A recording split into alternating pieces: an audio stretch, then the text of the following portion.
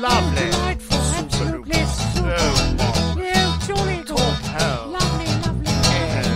Here I stand. Lo que tú digas, con Alex Fidalgo. You'll find us in high places, but we are not your friends. We use you and abuse you all for our own twisted ends. You think that it's your country, it's ours, you silly twits. We're the notorious, happy and glorious, clench your professional Brits. El protagonista de este episodio de Lo que tú digas ha paseado con John Nash y ha compartido percebes con Stephen Hawking. 29 premios Nobel han conocido Galicia gracias a él, que asegura que jamás ganará uno, pero galardones no le faltan. Se llama Jorge Mira y es un físico peculiar. Natural de Baio, un pueblo de a Costa da Morte de apenas 1000 habitantes e hijo de una labradora y un conductor de autobús, Jorge prácticamente aprendió a leer antes que a hablar. Casi tan buen comunicador como científico, te atrapa desde la primera frase. No en vano, su especialidad es el magnetismo. El electromagnetismo, concretamente. Mi invitado me recibió en su despacho de la Facultad de Física de Santiago y me regaló uno de los episodios más divertidos del podcast hasta la fecha. We gladly sell your interests out to our mates overseas. Corporations, bankers, communists too. But when we need the troops, we call on you. So come on. Jorge, muchas gracias por recibirme aquí en la Facultad de Física. Estamos ahora mismo en tu despacho. Es un honor para mí estar en un espacio tan íntimo y tan especial como imagino que será para ti este. Es donde paso, hola, ¿qué tal? A todos y un placer estar en esta experiencia tan novedosa que estás poniendo en marcha. Y retomando el hilo, para mí este despacho es donde paso la mayor parte de mi vida, porque mi jornada laboral dura bastante. Llego aquí pues sobre las 10 de la mañana, pero me voy a veces a las 12 de la noche, 1 de la madrugada. Digamos que todas mis actividades tienen el despacho como centro. ¿A qué hora me has dicho que llegas? A las 10 aproximadamente, más o menos. ¿Y te sueles ir a la 1? De la mañana. ¿Y esto a qué hora cierra? ¿No cierra? Cierra, pero yo tengo pase para entrar y salir. Bueno, claro. Y vengo los festivos, vengo en Navidades, vengo en periodos de vacaciones... porque para mí, en cierto modo, lo que hago no tiene días festivos o días no festivos, no tiene horario. Mucho de mi trabajo consiste en pensar. La física, históricamente y en su desarrollo incluso actual, pues tiene mucho que ver con el acto de discurrir y con el acto de pensar, y uno necesita tranquilidad, ¿no? Yo no soy amante de la música en exceso. A mí lo que me gusta es el silencio, y porque mi mente necesita el silencio para trabajar. ¿A ti te pasa esto de que trabajas peor en casa? O sea, que te vienes aquí porque a lo mejor en casa no terminas de... A mí me pasa, yo soy... eso que es muy hipster de que tienes que ir con el ordenador a una cafetería para escribir. A mí eso me pasa, incluso para leer. En casa siempre termino distrayéndome con el ordenador, con la televisión. Eso te pasa a ti, por eso pasas tanto tiempo aquí. Yo en mi casa directamente no puedo trabajar, pero me ocurre ahora que tengo un piso, yo vivo solo, pero incluso cuando era estudiante iba a casa de mis padres, y yo en el fin de semana que iba a casa de mis padres, yo no podía estudiar en casa.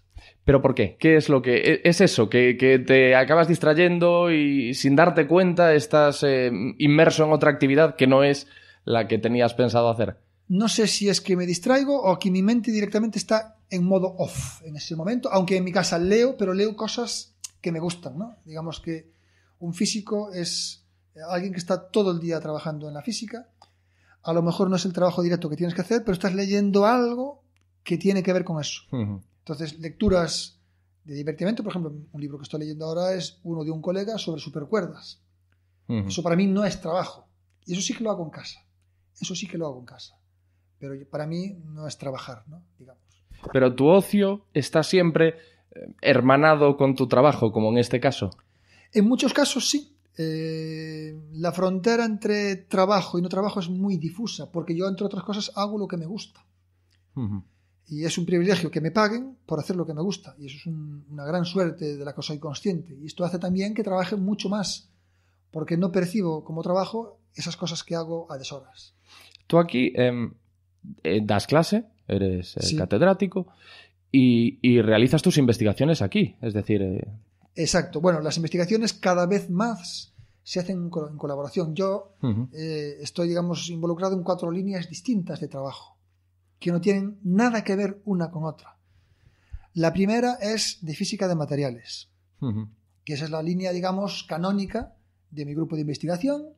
Es la línea en la que yo empecé mi vida investigadora cuando empecé a hacer la tesis, y es la línea, pues, que desarrollo con mis colaboradores más cercanos.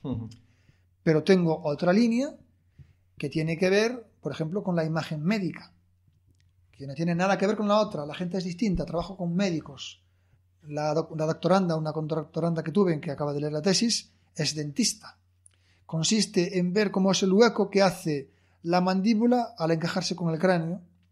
Esa mandíbula, en gente que tiene una enfermedad reumática llamada artritis reumatoide, se inflama y aumenta. Entonces, intentamos ver cómo, aplicando una radiación muy baja, podemos formar una imagen de esa cavidad y así saber si una persona tiene o no tiene esa inflamación. Esto es importante en el caso de niños pequeños. Cuando esos niños pequeños tienen esa inflamación reumática, ellos no notan el dolor. O sea, hay niños pequeños ya con ese padecimiento. Hay niños pequeños que tienen ese problema de artritis reumatoide. Es que suena a degeneración, o sea, algo propio de personas de avanzada edad. La artritis es una enfermedad autoinmune. La artritis reumatoide es una enfermedad autoinmune. Es decir, el cuerpo se ataca a sí mismo y ataca, en este caso, al tejido que está entre las articulaciones, para decirlo rápido. Ya. Es una enfermedad muy dolorosa. Normalmente ataca a gente, pues, de 30 años, sobre todo más a mujeres, pero ocurre, en algunos casos, en niños muy pequeños, que es una auténtica tragedia. ¿Qué ocurre? El niño pequeño, por ejemplo, un niño de 3, 4 años, si tiene ese brote y le duele, su cerebro, que se está aún formando, se arregla para cortocircuitar, pues, de algún modo, y ese niño no nota el dolor que nota una persona mayor. De hecho, diagnosticar a esos niños con esa enfermedad es muy complicado, porque el reumatólogo lo toca y no le duele. Entonces, el niño, pues, puede seguir tirando con esa enfermedad, y si no la corriges a tiempo en la etapa de formación, puede ser que le crezca más la mandíbula de un lado que del otro, con lo cual se le queda la boca torcida. Eso, por lo tanto, hay que corregirlo a tiempo. Y este método... Con las complicaciones que ello conllevará. Con las complicaciones que ello conlleva. Y por eso es importante diagnosticarlo rápidamente y de una manera masiva. Entonces, lo que usamos es un escáner como el que tienen los dentistas para hacer una fotografía de los dientes. Es una radiografía de muy bajo impacto. Es algo que se puede aplicar a un niño pequeño. Además, se hace rápidamente y el niño no lo nota. Para hacer una imagen con calma, tendrías que poner al niño un aparato de resonancias, tendrías que tener al niño 20 minutos tirado en la resonancia, tendrías que sedarlo, para un niño, claro. Sedarlo, no se queda quieto. Eso es un problema. A veces hay que meter contraste, inyectar contraste. Un problema. Los aparatos de rayos X normales tienen mucha radiación para un niño pequeño. Entonces, esta tesis es una tesis que ha trabajado en esa línea. Como ves, nada que ver con nada de materiales. Tengo otra línea en la cual intentamos descontaminar aguas con nanopartículas magnéticas. Las nanopartículas son partículas que tienen tamaños de millonésimas de milímetro. Esas partículas, si las podemos hacer magnéticas, las soltamos en agua contaminada y esas partículas magnéticas tienen como un rabito que está pensado para atrapar y deshacer ciertos contaminantes que son muy difíciles de quitar. La depuración de aguas es algo muy importante en nuestro planeta porque es un recurso básico. La depuración de aguas hace décadas era muy fácil porque era poner una red para que se le quitasen los papeles. Pero cada vez más hay contaminantes que no se eliminan con un filtro de una red. Son contaminantes nanométricos, son antibióticos, son pinturas, son materiales que tienen tamaños muy pequeños y no quedan en ningún filtro que tú pongas esa agua. Por lo tanto, hay que retirarlos de otra manera. Nosotros con esas partículas magnéticas las soltamos, las partículas magnéticas con ese rabito atrapan a los contaminantes y después aplicamos un sistema de imanes que tira de esas partículas magnéticas y nos quedamos con la porquería amarrada a esa partícula magnética. Ah, qué bueno, es como un ejército de limpieza, ¿no? Un ejército de limpieza que obedece nuestras órdenes a través de imanes. Ya tenemos dos patentes, que además acaban de ser concedidas, y es una línea de trabajo que no tiene nada que ver con los dos anteriores. Pero es que te voy a contar la cuarta línea de trabajo, que tiene que ver con cómo somos los seres humanos. Y es que los seres humanos, colectivamente, aunque todos tenemos nuestro albedrío, tenemos libertad de pensamiento, colectivamente funcionamos de acuerdo a ciertas leyes, aunque nos parezca sorprendente. Y yo, sobre todo, estudio el comportamiento a la hora de elegir idioma. Por ejemplo, comunidades bilingües, Galicia, se habla gallego y castellano. Cataluña, se habla catalán y castellano.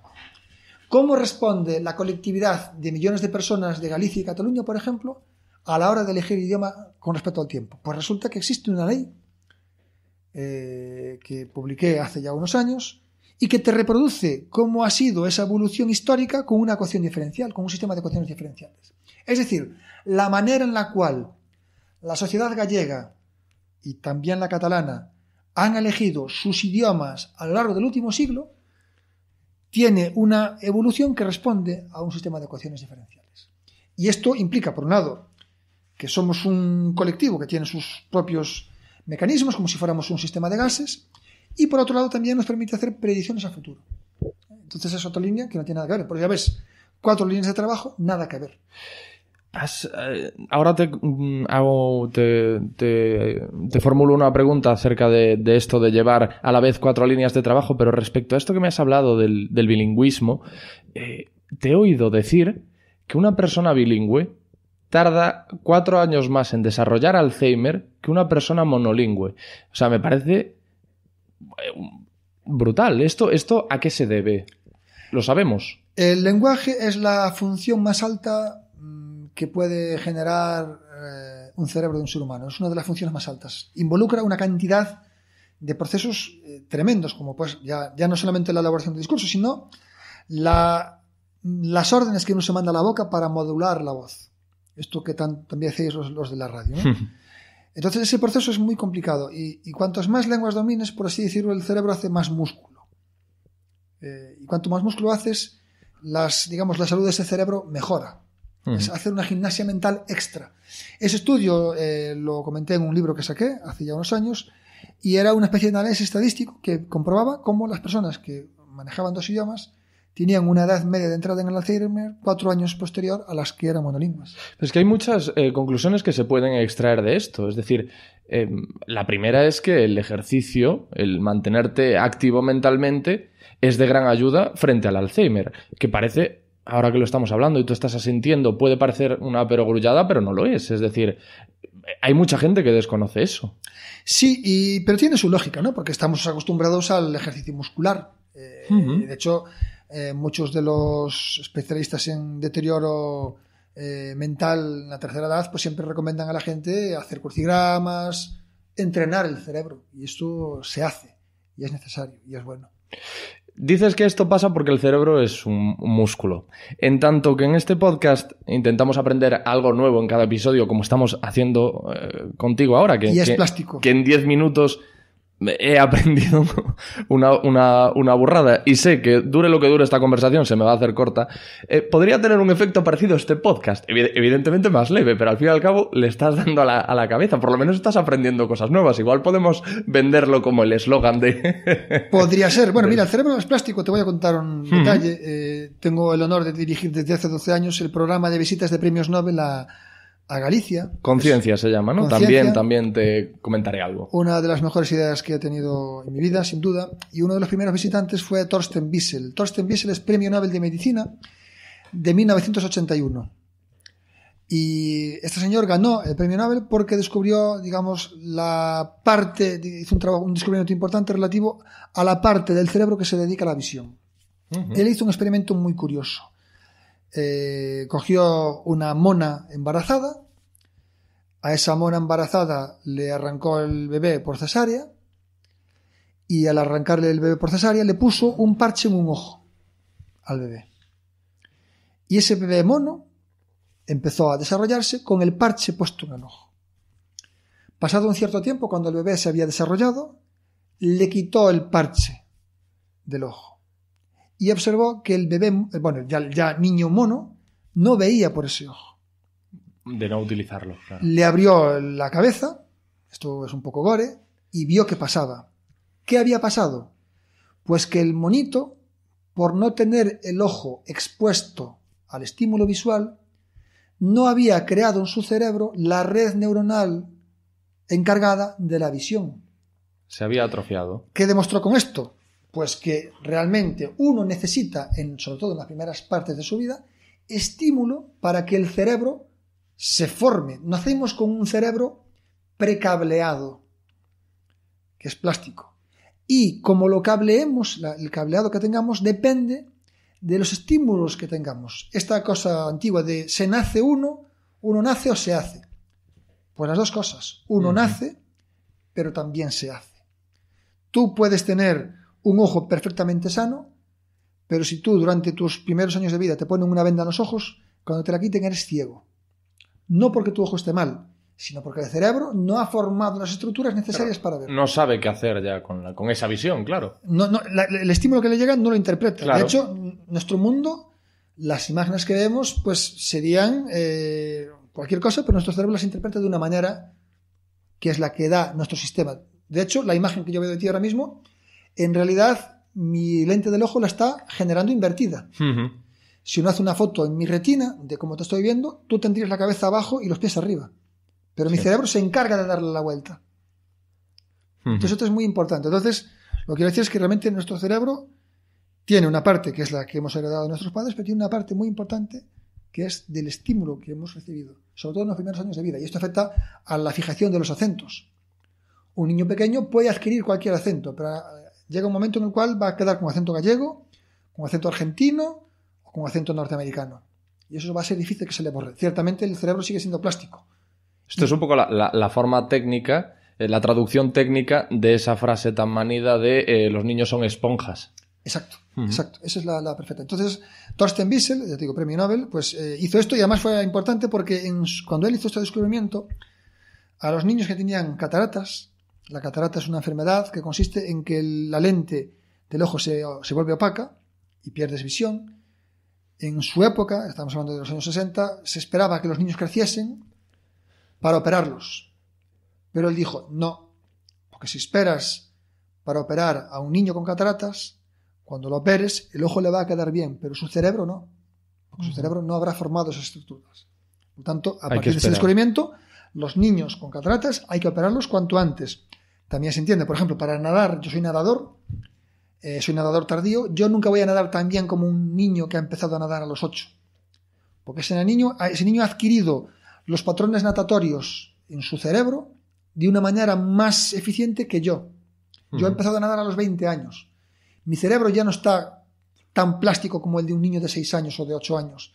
Por lo tanto, la ejecutoria que mi cabeza le manda a las extremidades para moverse ya no va a ser tan perfecta como la que ha hecho ese niño, porque se ha formado cuando ese niño estaba en una edad pequeña y el cerebro y su movimiento se ha adecuado bien a ese movimiento. Por lo tanto, un nadador que ha aprendido en la etapa infantil siempre va a ser mejor que un nadador de la etapa adulta, aunque el nadador de la etapa adulta esté muy bien de forma. Pero hay excepciones, ¿no? Por ejemplo, casos de niños que son muy buenos nadadores. Yo creo que se han dado, más bien, el ejemplo al que voy a aludir es más propio del boxeo, por ejemplo, de boxeadores que fueron más torpones durante sus primeros años y de repente ya en la edad adulta, pues porque le pusieron corazón y entrenaron más. José María García siempre decía que él no tenía talento, que él lo que tenía era 2 horas de trabajo más que los competidores.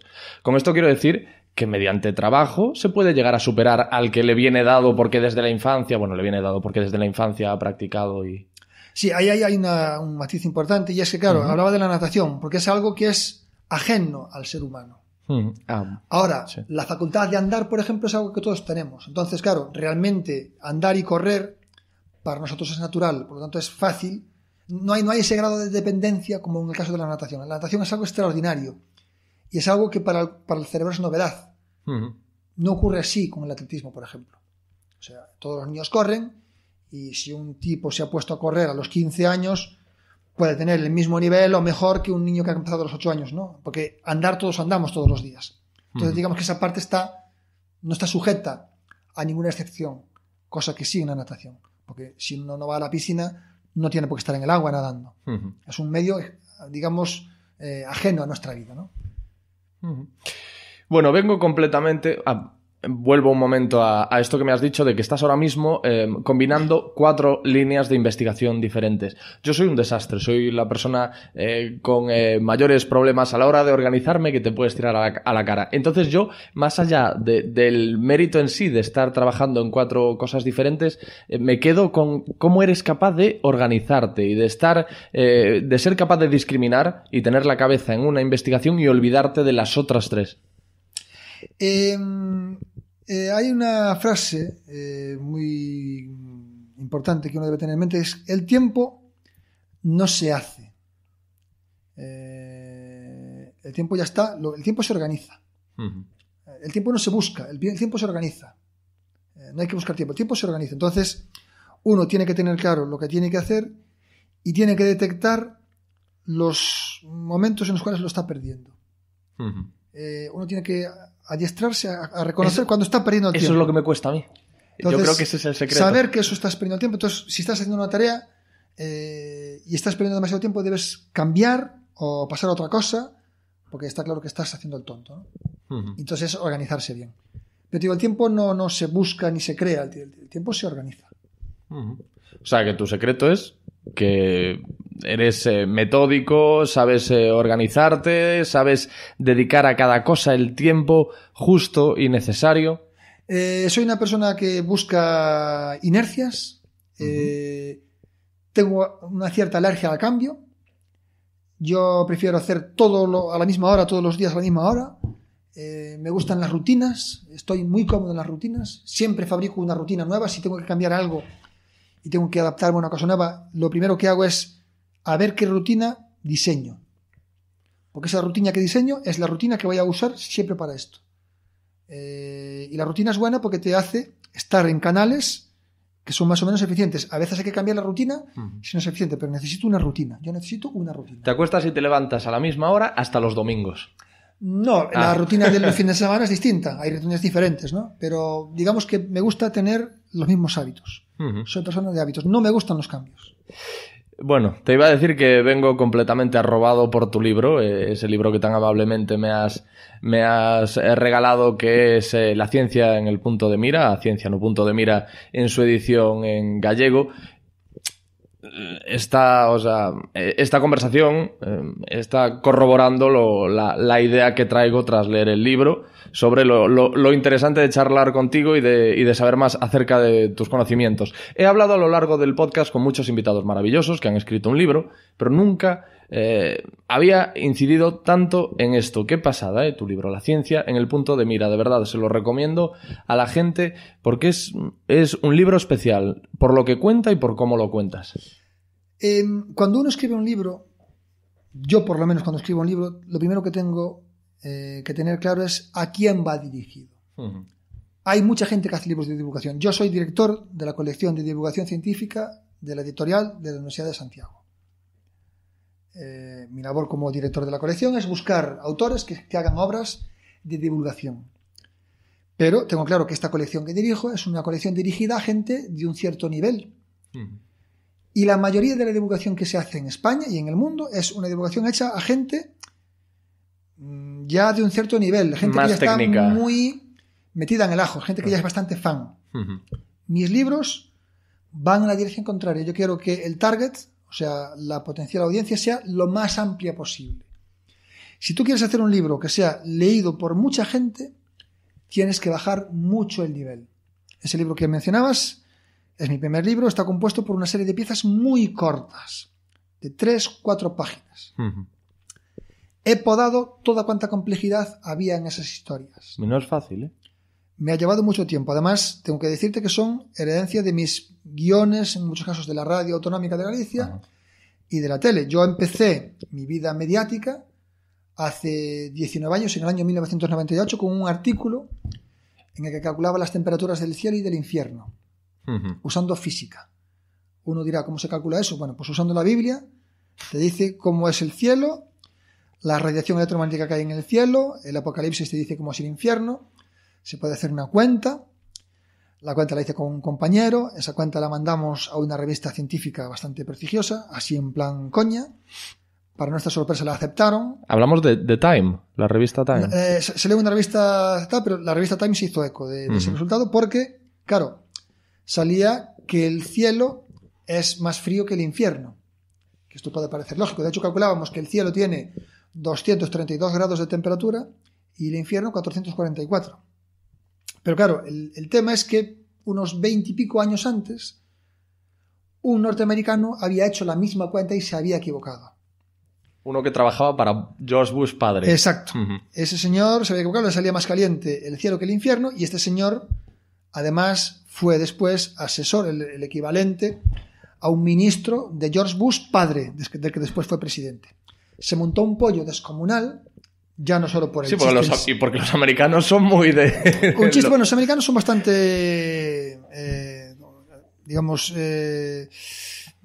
religiosos, bastante puritanos, tienen una visión de la religión mucho más estricta que aquí. No, y luego el patriotismo, ¿no? Lo que dice un americano vas a venir tú ahora a desmentirlo. No, pero bueno, eso ya aparte de eso, pero hay gente que vive mucho más la religión que nosotros. De hecho, en el dólar confiamos en Dios, en el dólar. Esto aquí sería impensable.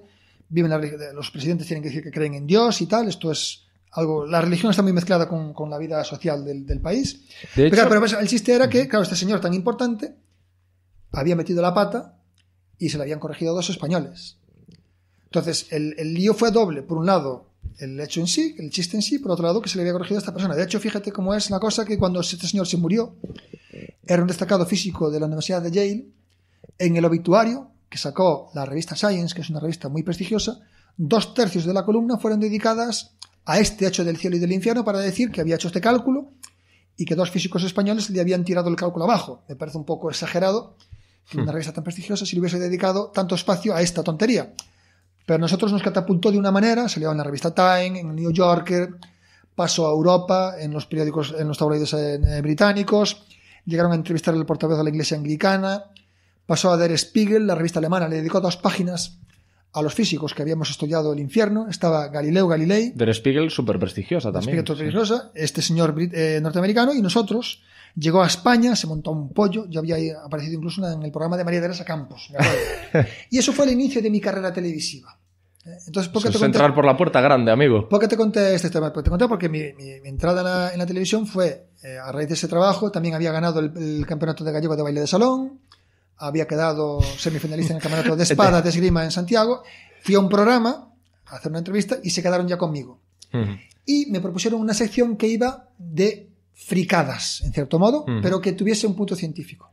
Y así fue mi arranque hace ya 18, 19 años. Hice toda esta parábola para contarte esto. Y me empecé a especializar en cosas que tuviesen que ver con la ciencia, pero que llamasen un poco la atención. Y esas historias son las que fueron el germen de ese libro. Y se habla de física, se habla de sexo, se habla de biología, se habla de todo, ¿no? Estas son ideas muy pensadas para que amplias audiencias, muy condensadas y muy cortas para leer.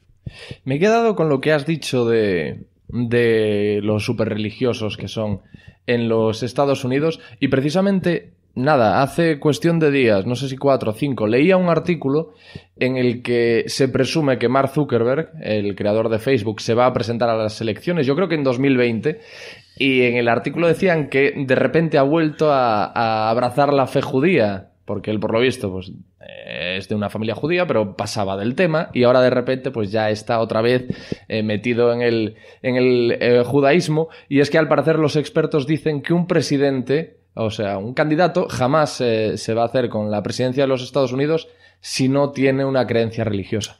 Es que tienes que pensar en cómo ha sido la génesis de la nación norteamericana.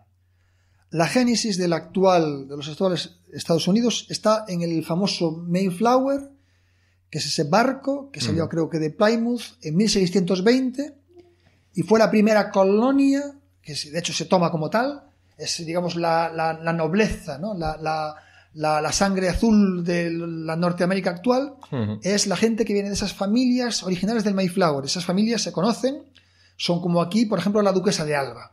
Sería lo análogo. Entonces, los puritanos eran gente muy cerrada, eran católicos protestantes, que tomaban la Biblia literalmente, al pie de la letra. Y era gente que vivía pues, en el espíritu protestante. Y esa gente educó su manera de funcionar y de hecho buscó la redención por el trabajo y buscaba redimirse trabajando y prosperando. Y eso es el ADN de los norteamericanos. Ese país, los Estados Unidos salen de esa colonia inicial y por lo tanto, si la colonia ha tenido ese marcado componente religioso tan puritano, es normal que se haya extendido y que sea parte ya del ADN de los norteamericanos. Entonces, para un español, estar en Estados Unidos viendo ese rollo que se tiene montado es muy llamativo. Aquí un presidente dice que cree en Dios o ponemos que creemos en Dios en el billete de los euros y se arma un pollo, ¿no? Allí es normal. Por tanto, un presidente que sea alguien con vista y que tenga unos buenos asesores deberá decir que es pues muy religioso, por supuesto, porque es parte del país.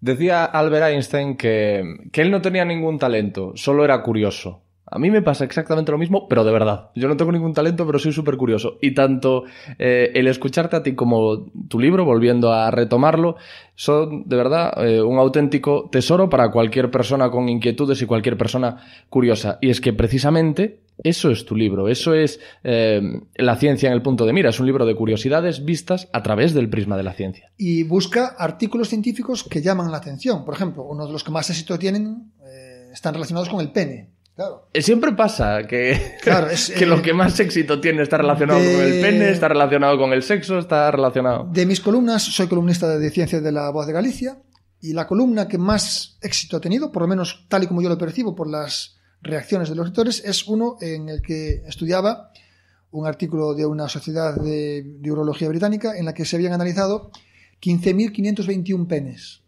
erectos por supuesto, ¿no? Entonces en esa se hacía una estadística y se decía cómo era pues bueno, los diferentes tamaños en tanta gente. La novedad importante era que pues el 70% de los varones, 70-80%, teníamos un pene más o menos parecido. Es decir, las chicas que nos estén escuchando, pues de cada 100 tíos con los que se acuesten, en 80-70 no van a notar mucha diferencia de tamaño. Eso es algo importante, porque bueno, a los varones que tenemos esa obsesión por nuestro pene, nos tranquiliza, hombre, pues mira, estamos más o menos igualitos, ¿no? Mira, si quieren pueden confirmar este punto en los comentarios de iVoox del episodio, en el podcast de Lo que tú digas, o vía Twitter en @LQTDRadio. Quiero confirmación de lo que está diciendo ahora mismo Jorge Mira, de que no notáis diferencia entre... Claro, y realmente, pues eso, hay más o menos, la media está en 13 y pico, 14, por ahí anda, más o menos 1 centímetro, y ahí estamos el 70-80%. La gente dice, ¿y esos penes de 20 centímetros y más? Pues si uno examina la estadística, ve que los penes de 20 o más son partes por 1000. Es decir, amigo, si usted que me escucha tiene un pene de 20 centímetros o más, enhorabuena, porque es usted uno entre es usted 1000. Muy raro. 3 por 1000, algo así, de ese nivel, ¿no? Entonces, realmente, un dato cuantitativo, según ese estudio, solo el 4% de la población masculina europea tiene un pene de más de 16 centímetros. Eso es un buen titular para el programa, ¿no? ¿Qué porcentaje has dado? Un 4%. Solo un 4% tiene un pene de más de 16 centímetros. El estudio se hizo también además con el grosor, porque es importante para la industria del preservativo. Esto es importante porque con los grosores pasa lo mismo, es bastante parecido en todos. De hecho, cuando doy charlas sobre esto, siempre le digo a la gente que se arriesgue a probar un condón XL, porque el XL le va a valer. La diferencia en grosores es más o menos de más o menos 1 centímetro con respecto a la media normal. Estoy imaginando a alguno que esté orgulloso por ahí diciendo yo utilizo preservativos XL. Que la circunferencia tiene una fórmula que es 2 por pi por el radio. Si uno aumenta el radio del condón 1 milímetro o 2, la circunferencia del condón ya cambia más de 1 centímetro. Con 2 milímetros ya cambia más de 1 centímetro. Entonces, en realidad, si uno coge un condón XL y un condón normal y los mide, verá que la diferencia de radio entre uno y otro es de 1 milímetro o 2, nada más. Nada más. De hecho, animo a los chicos que me estén escuchando a que un día pues aparezcan con su pareja y le digan, mira cariño, hoy vengo subido, y le enseñas así la caja de XL y que se la ponga y verá cómo no le cae en la mayoría de los casos. Claro, por eso pero es que ahora tú ya has descubierto el pastel, sí. Claro. A lo mejor había alguno por ahí súper orgulloso utilizando esos preservativos y tú ya has explicado aquí el por qué y le has quitado la magia. Un detalle también importante que descubrieron en este artículo es que si uno coge el pene flácido y tira por él, no demasiado, sin arrancar, ¿vale? Ajá. Y tira por él. La medida que te sale de ese pene flácido extendido ¿estirado? es el mismo que el pene empalmado. Muy Yo bien. he hecho la prueba conmigo y funciona. Sí. Estupendo. Bueno, pues eso es vital. Claro, además es que eso para la ciencia es un pilar básico, que es el contrastar la información. Eso Entonces es lo has importante. hecho tú. Entonces, bueno, Muy bien. estas historias son bastante... A la gente le gustan. Y descubro que a los tíos les gusta mucho escuchar esas cosas. Porque yo he visto caras de alivio en la gente que dice, mira qué bien, ¿no? Pues esto de mirarse en el urinario a ver cómo está dotado el tío de al lado, es algo que tenemos en el ADN. Las chicas no entienden cómo competimos por ver quién la tiene más larga, ¿no? Esto es algo muy masculino, la testosterona que nos puede. Pero es así. Que luego realmente no tiene que ver con la testosterona. No, pero la ansia de competir, ¿no? Sí, no, te entiendo, pero digo... Bueno, pero es por decirlo de una manera gráfica, ¿no? Esto es algo que llama la atención. Sobre las cuestiones sexuales hay muchísimo, parece mentira, ¿no? Todo nos interesa tanto. Pero hay muchísimos huecos que cubrir. El primer mapa del clítoris se hizo en 3D, se hizo en el 2015. No había, o sea, es una estructura muy compleja que está por debajo de la parte que se ve. La parte que sale es el clítoris que sale, pues es una pequeña protuberancia, pero lo que hay debajo es una estructura muy grande. Pues el primer mapa se hizo hace apenas 2 años. El clítoris hace menos de un siglo se amputaba aún en el mundo civilizado, porque era la fuente de la histeria de las mujeres. Es muy curioso, y de hecho hay muchísimos detalles. Pero los ovarios. El clítoris. Yo sabía lo de los ovarios, que los ovarios se extirpaban las ablaciones que hoy se hacen en el mundo islámico. Había algún médico norteamericano que en los años 20 del siglo pasado hacía ablaciones, ¿no? Pero te quiero contar que hay muchísimas lagunas con esto. Por ejemplo, te voy a contar otra cosa de un premio Nobel que invité dentro del programa Conciencia. Ese premio Nobel fue Harald Zulhausen. Harald Zulhausen fue premio Nobel de Medicina en el año 2008. Él demostró que el virus del papiloma es el responsable de los cánceres de cuello de útero. Fue una gran revolución porque estaba demostrando que hay un cáncer que viene de fuera y no es un cáncer interno. Esto fue una gran revolución en ese momento. Y ese papiloma, pues claro, es un virus que está en la piel. El papiloma está en la piel del pene. Al metérsela a la chica se contagia. Ese virus del papiloma la mayoría de las chicas lo eliminan, pero en algunos casos no es así. Ese virus infecta la piel de dentro, la carne de dentro, está ahí, primero hace una pequeña inflamación, después hace una pequeña protuberancia, después hace una verruguita, y si esa verruguita no se quita, acaba siendo un cáncer y la persona se muere. Esto es un proceso que dura 20 años más o menos. Es importante que las chicas vayan al ginecólogo, porque si tiene esto, el ginecólogo se lo ve y se lo quita. En el tercer mundo eso no se hace, y por eso es la primera causa de muerte por cáncer en las mujeres. Los cánceres de útero, los cánceres cervicales, cervical de la parte de abajo. ¿Por qué te cuento esto? Una amiga mía, te voy a hacer una consulta porque entiendo que seguramente lo sepas. Una amiga mía, hablando de este tema, no me preguntes cómo llegamos a hablar este tema porque no lo recuerdo, me decía que un porcentaje altísimo de las mujeres están contagiadas del virus del papiloma. Casi la mayoría de las mujeres están contagiadas del papiloma. Lo que pasa es que muchas de ellas lo suprimen naturalmente. Hay un porcentaje que no lo suprime y esa es la gente que entra en peligro. La vacuna del papiloma, que sea es posible gracias a este hombre, a este premio Nobel, pretende evitar eso. ¿Pero por qué te contaba todo esto? Te contaba todo esto porque, claro, uno dice, pues con el condón me tapo y no contagio a la chica.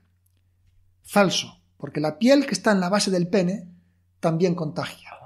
¿Y por qué hemos dado esta vuelta? Hemos dado esta vuelta porque una de mis guerras divulgativas es pedirle a la gente que no se rasure el vello púbico. Sí. Entonces, si uno va con el vello púbico rasurado, esa base del pene y esa base de la vagina contactan y contagian. Entonces, el pelo que tenemos en esa zona es un pelo que está ahí para algo. Si uno quisiera rasurarse y hacer sexo seguro en estos términos, debería ponerse, aparte del condón, un mantel rodeando una servilleta con un agujero para clavarla en el pene y que hiciese de mantelito para no contagiarse. ¿Qué daño ha hecho el porno? Sí, es verdad. Entonces, en la rueda de prensa con Harald Zulhausen, con este premio Nobel, comentamos ese detalle. La Sociedad Española de Dermatología y Venerología sacó, en coincidencia con esa visita, una nota en la cual alertaba de que el vello púbico, el rasurado del vello púbico era una práctica tan absurda como peligrosa. Y a mí, lo digo, a mí me gusta más una vagina con pelo. Muy bien, claro, son muchos titulares.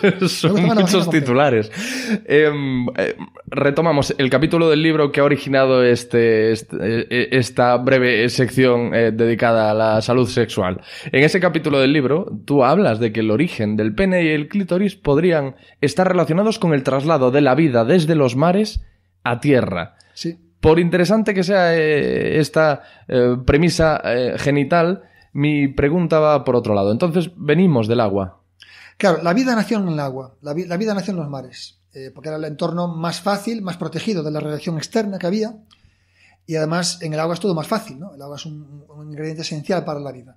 La reproducción al principio de la vida era una reproducción que era casi como una mitosis. La célula se repartía, se dividía y salía una copia igual a la otra. Pero en algún momento la vida descubrió que poniendo un contenido genético en una parte y la otra en otra parte, macho y hembra, las posibilidades de tener hijos diferentes aumentaban. Al haber diferencias, el principio de selección natural mejora mucho más, porque hay mejores y hay peores, los más adaptados prosperan, los menos adaptados mueren. La vida avanzó mucho más. Eso es el sexo. Ese momento coincidió con la entrada de la muerte, la aparición de la muerte. La muerte no existía para las primeras formas de vida. La muerte aparece en el momento en que aparece el sexo. En el mar era muy fácil reproducirse porque uno suelta su esperma, ella suelta sus óvulos y ya el agua hace.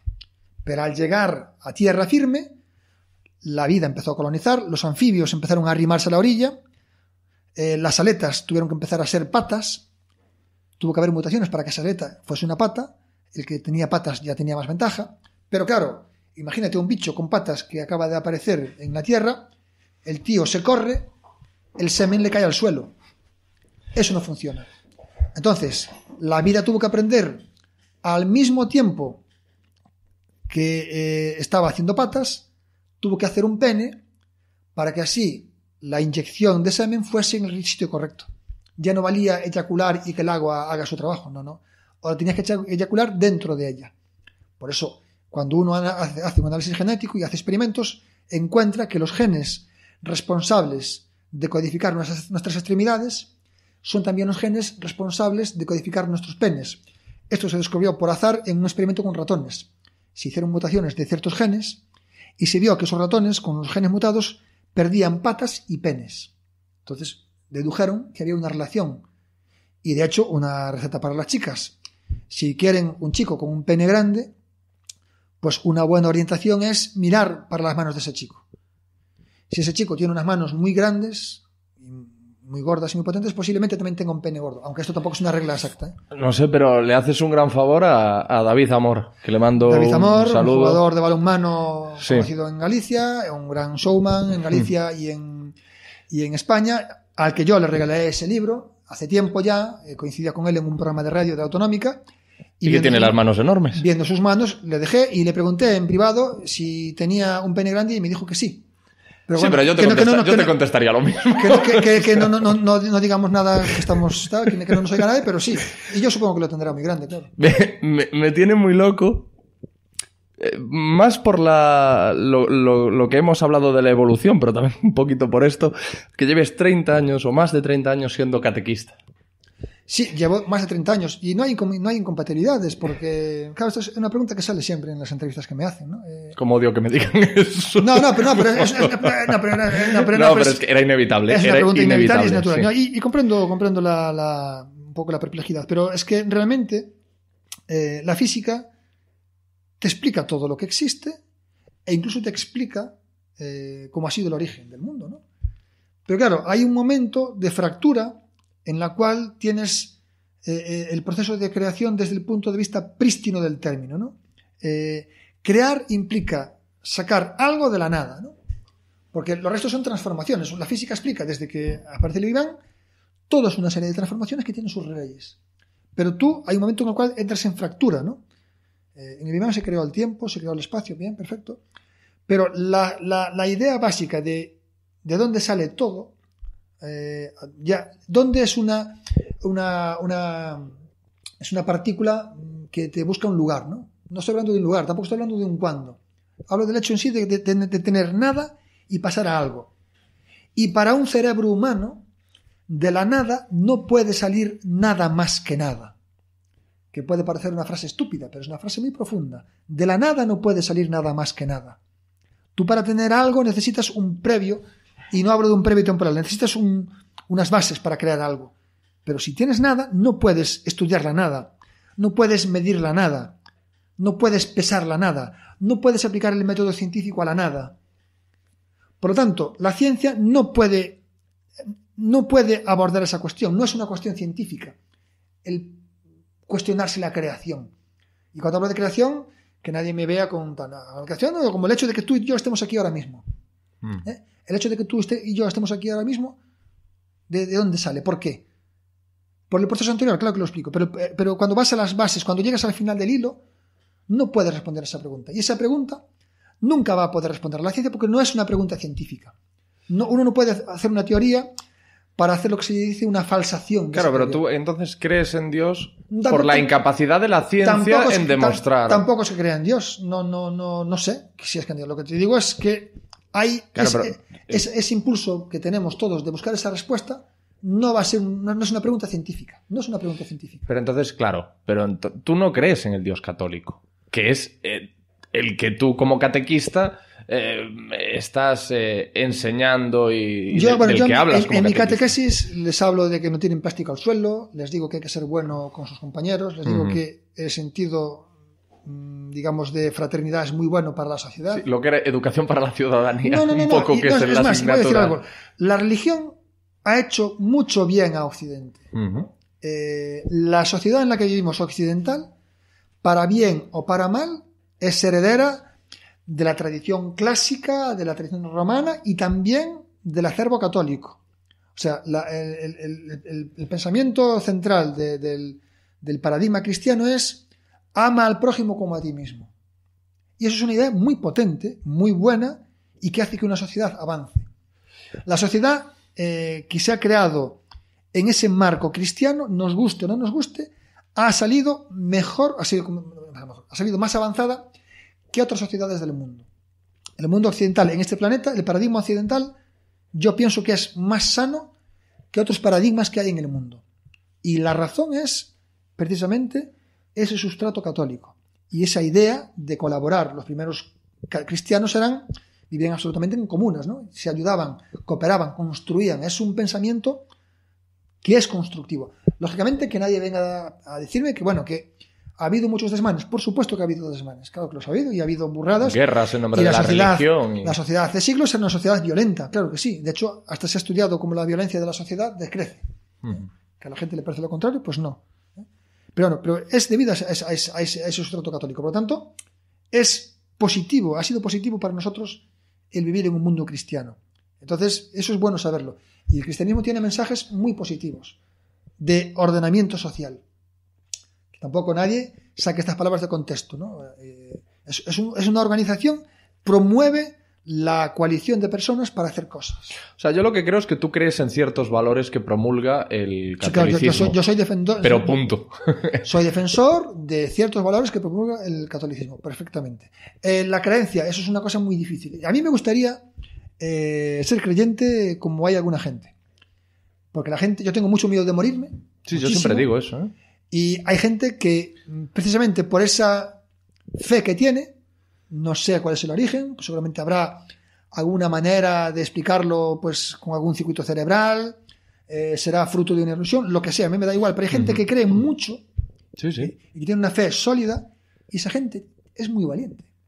Hay gente, por ejemplo, misioneros que se van a territorios de lo más complicado en África y no tienen miedo de... O sea, hacen eso porque con su digamos, fe cristiana, saben que tienen que ayudar al prójimo, van ahí sacrificándose como nadie, no tienen miedo a la muerte, no tanto como que yo tenga, por ejemplo, y eso se le da la fe. Entonces a mí me gustaría, en cierto modo, poder tener esa fe para vivir con menos miedo. Mira, en la línea de lo que tú dices, y de esto hablé con alguien hace lo mismo también, hace unos días, cuando sucedió la catástrofe del Madrid Arena, en la que murieron adolescentes, no sé si 4 adolescentes. Una de las chicas era de una familia de súper religiosa, del Opus incluso, si mal no recuerdo. Y los padres asumieron con una entereza y una fortaleza el hecho de que habían perdido a su hija, que no se me ocurre, no hay nada peor. No puede haber nada peor que perder a un hijo. Pero gracias a su fe, pues lo asumieron con relativa tranquilidad, porque entendieron, con relativa tranquilidad e incluso orgullo, porque entendieron que es que Dios había decidido que quería tener con él a su niña. Eso. Hay dos formas de verlo, ¿eh? Por un lado es hasta tiene un punto siniestro, pero por otro lado, caray, es una maravilla, ¿no? Es que uno puede pensar, y hasta sería razonable en cierto modo, y seguramente tenga su base, que las religiones son constructos que el ser humano se hace para evitar la frustración de la muerte. Uh-huh. O sea, es el refugio que el ser humano se ha buscado para escapar de ese miedo a la muerte, ¿no? Entonces, en cierto modo es como una especie como de autoconvencimiento, de autohipnosis que uno se hace para que ese momento sea menos duro. Puede ser, pero el caso es que la gente que yo conozco le ayuda. Sí. Entonces, claro, me preguntas por la fe, pues yo no sé si tengo más o menos fe, me gustaría tener más de la que tengo, porque viviría más tranquilo. Yo la gente que conozco con fe sólida, la envidio. Porque es gente que vive de una manera bastante menos angustiosa que de la que yo vivo, ¿no? Muchas cosas. Yo creo, intuyo por tus palabras, que fe católica no tienes. Claro, es lo que... una cosa también es que, claro, a ver. El mundo tiene sus leyes. Uh-huh. Y son las leyes de la física. Y el mundo se gobierna por esas leyes. O sea, un espíritu, si se ve, es porque emite radiación electromagnética o porque refleja radiación electromagnética. Si refleja radiación electromagnética o la emite, tiene una estructura electrónica, entonces ya sería materia como la mía. Entonces, claro, a mí ciertas cosas que se ven de tal, pues claro, a mí no me encajan, claro. Yeah. Entonces, el universo tiene sus propias leyes y están, bueno, perfectamente claras, o las que se vayan a descubrir, pero las leyes del universo son las leyes del universo.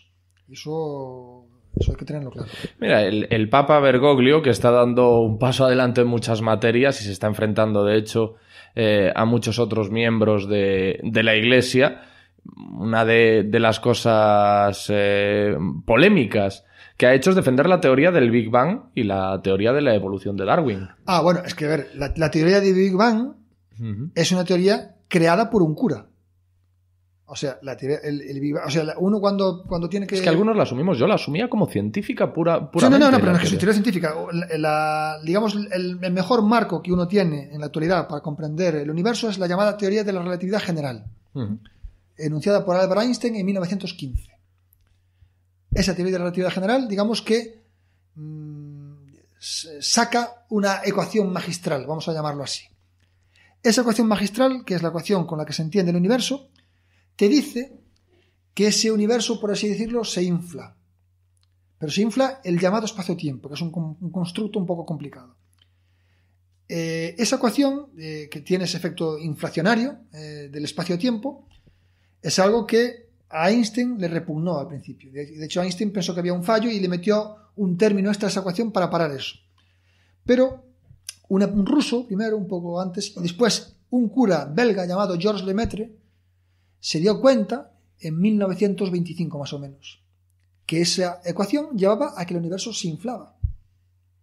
Y al darse cuenta de eso, dijo, si se está inflando, a medida que el tiempo avanza, si voy hacia atrás, claro, ese inflado sería menor. Se redujo, ¿no? Entonces dedujo en 1931 que el universo tenía que haber tenido un punto original, un punto inicial. Sí, he dicho se redujo, sino quiero decir que partió de un... 1931, claro, él ya le llamaba la teoría del átomo primitivo. Uh-huh.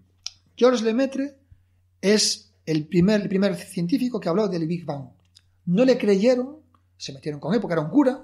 Einstein dice, de hecho, que ver a Lemaitre hablando de eso le resultaba como ver a un cura hablando del Génesis, porque además Lemaitre era provocador, el tío, porque el tío iba con sotana y alzacuellos a los congresos. El tipo, tú ves las fotos del tío y el tío va de negro total, de sotana y con alzacuellos. O sea, el tío va de cura por la calle y iba de cura a los congresos, y el tío subía al estrado a dar la conferencia como si fuera un cura en el altar. Entonces hablaba del origen del mundo, de un átomo, y la gente flipaba porque decía, este tío nos está vendiendo el Génesis.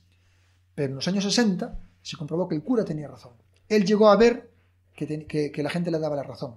Y de hecho él cuenta, en un libro que se hizo hace poco, lo publicó la en español el libro La Universidad Pontificia de Comillas, se cuenta cómo este señor llegó a la Academia Pontificia, lo nombró el Papa, fue presidente de la Academia Pontificia y allí promovió este tipo de discurso. Él tuvo muchísimos problemas para encajar esa visión mecanicista del universo con su vida religiosa, y él era el principal interesado en dejar claro lo que yo he dejado claro aquí hace 5 minutos, que no tiene nada que ver la religión con la ciencia. Son cosas en las cuales no hay mezcla posible. Las preguntas religiosas no son preguntas científicas. Entonces él tenía muy clara la diversidad, la frontera entre esos dos mundos, ¿no?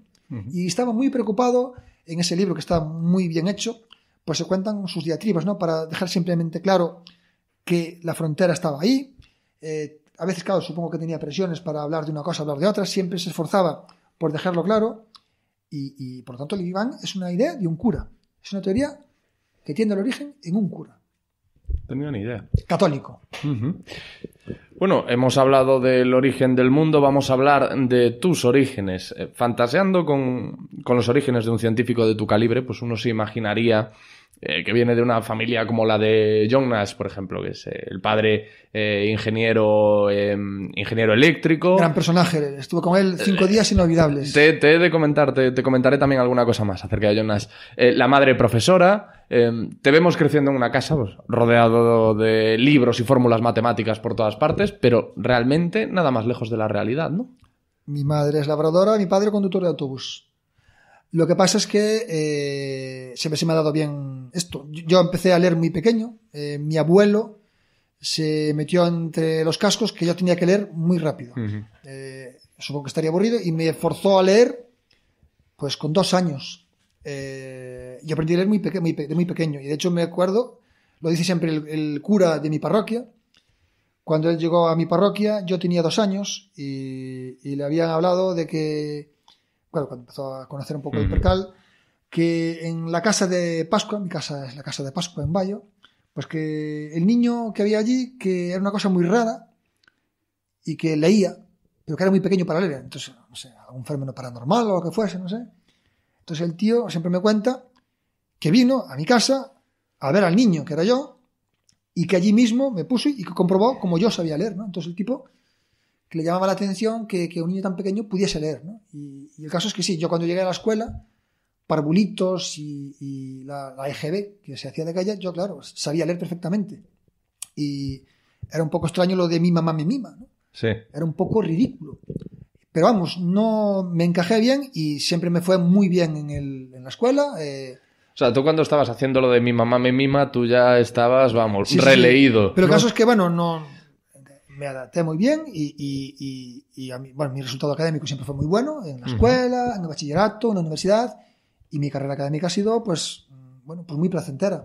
Le debo mucho a mis profesores, he tenido unos profesores magníficos, he tenido un sistema educativo muy bueno, posiblemente mejor que el que hay ahora, tengo que decirlo, y por lo tanto, pues bueno, pues un niño de un labrador y de un conductor de autobús, pues que se ha integrado bien en el sistema educativo y que ha sabido aprovecharlo y que lo pasaba muy bien en el sistema educativo, siempre he sido bastante prosistema, tengo que decirlo, pues le ha ido bien. Y eso es una cosa buena de este país en los últimos años, ¿no? Que esto se haya democratizado de esa manera. Somos posiblemente la primera generación, la mía, que ha tenido ese acceso masivo a unas buenas oportunidades, ¿no? Ciertamente habrá matices, pero que se vive mucho mejor que antes, eso está claro. El planeta mejora también.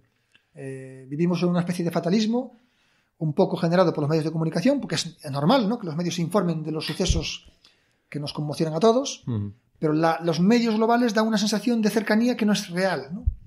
En un país de 46 millones de personas va a haber asesinatos, en muchos casos, de los que yo no me hubiese enterado si no fuese que hubiese radio, televisión y tal. Entonces, lo ves en la tele, en tu casa, y te queda una sensación de que, ostras, han matado a alguien aquí. Pero no lo han matado aquí, lo han matado a 500 kilómetros de distancia. Entonces, si no tuviésemos televisión y radio, no seríamos conscientes de toda esa violencia que hay, ¿no? Y por eso nos parece que vivimos en una sociedad más violenta, pero si uno hace las cuentas y representa las gráficas de muertes violentas, ve que el mundo ahora es más pacífico que hace 30 años, por ejemplo, en nuestra sociedad, por ejemplo. A lo mejor es también porque antes estaba más concentrada la violencia, ¿no? Y ahora parece que está llegando los tentáculos de la violencia a todos los países. Se conocía menos. Ahora hay una desgracia en Taiwán y te enteras. Sí. Claro, y se muere alguien en Alicante de un tiro y lo sabes. Pero hace 50 años no lo sabías. Tú eras un niño... como niño, ¿tú sufriste esto tan común o que se cuenta tanto de chicos con capacidades especiales que no encuentran su lugar? Porque claro, las conversaciones que tú desearías mantener no son las que mantienen los chicos de tu edad en muchas ocasiones, ¿no? O los intereses a lo mejor difieren mucho y en ese momento, claro, en esa situación es esperable que te sientas un poco solo o un poco fuera de lugar. Hay gente que me lo dice, que me recuerda de pequeño, gente que me dice que siempre había sido rarito, pero yo no recuerdo no me siento traumatizado ni recuerdo nada especial. La gente me lo cuenta y los profesores de aquella te lo dicen, ¿no? Pero lo típico de, no, es mis amigos, que tú sí puedas identificar que, por ejemplo, tus amigos hablaban de según qué cosas o jugaban a cosas que a ti no te interesaban y tú preferías estar con un libro, que es también un poco cliché. Tenía los momentos de cada cosa, pero vamos, nunca me sentí mal. Hombre, sí que recuerdo, a mi madre le llamó la atención la primera vez que pisé la escuela. Me acuerdo que la maestra, que ella era maestra, apareció conmigo en casa. Entonces, claro, en la escuela de los años 70, que venga el maestro con el niño a casa es que ha pasado algo malo, ¿no? Ha algo, ¿qué tal? Entonces, bueno, la señora viene a decirle que, mire, es un niño, es una cosa extraordinaria, no sé qué tal. Y mi madre me dijo, oye, mira, la maestra me ha hablado muy bien de ti, que venga a casa a traerte y hablar bien de ti, esto es algo que no pasa. Entonces, yo te voy a dar lo que me pidas, pero ojo, es la primera y la última vez que lo voy a hacer. Entonces, yo lo pensé mucho y le pedí que me llevase en carretilla a la huerta y que me trajese. Mi madre nunca jamás me ha dicho, después de los premios tal, nunca jamás me ha hecho nunca han dicho nada, ¿no? Te cuento esto porque, bueno, para que veas que a lo mejor había gente que sí veía que estaba un poco más apartado, pero yo desde luego no tuve ningún trauma. La petición que le hiciste a tu madre fue muy terrenal, ¿no? No tuve ningún trauma ni me sentía acosado en ningún momento. ¿Y en qué momento te enamoras de la ciencia? ¿Recuerdas un detalle concreto que haya sido el chispazo, el detonante? El sistema ya te va alimentando. A mí me gustaba todo. O sea, a mí me gustaba lenguaje, a mí me gustaba, hablo de la escuela de AGB, ¿no? Me gustaba lenguaje, me gustaba todo, en realidad, ¿no? Si pudiese vivir 300 años haría 20 carreras, porque me gusta todo. Pero hay un momento en el cual te fuerzan a elegir. A mí que te hagan elegir me parece mal, porque el propio sistema educativo, pues cuando llegas a bachillerato te hace coger ciencias o letras. A mí eso siempre me fastidiaba. Pero claro, llegué a segundo de BUP, que sería el actual cuarto de ESO, y te aparece la física, ¿no?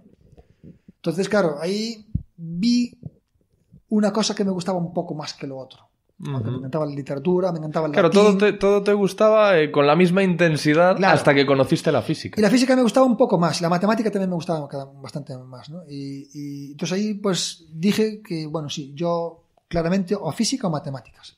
Tuve una crisis cuando acabé el bachillerato porque quería decía, ¿qué cojo? ¿Física o matemáticas? Cojo las dos, tal. En aquella época no había un doble grados.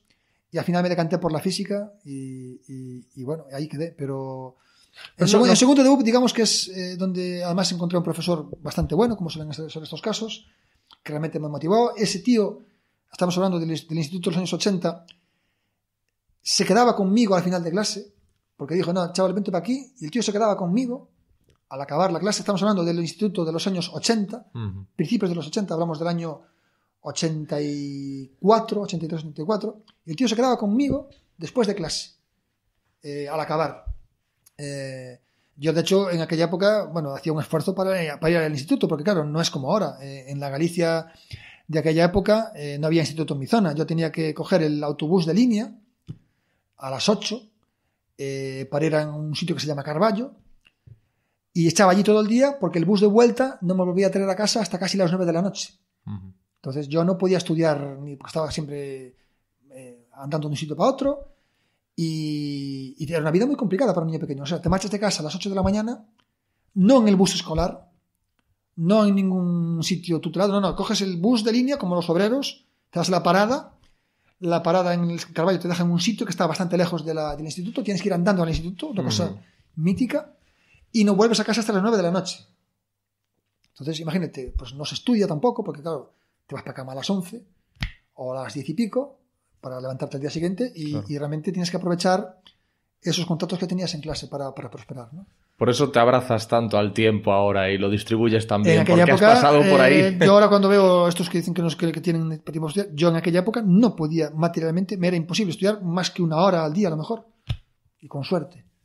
No, aprendiste quizá por eso a exprimir bien los profesores, cada hora del día, ¿no? Los profesores son la clave. El profesorado es la piedra angular del sistema educativo. Yo tuve buenos profesores, acabé teniendo buenas relaciones con ellos.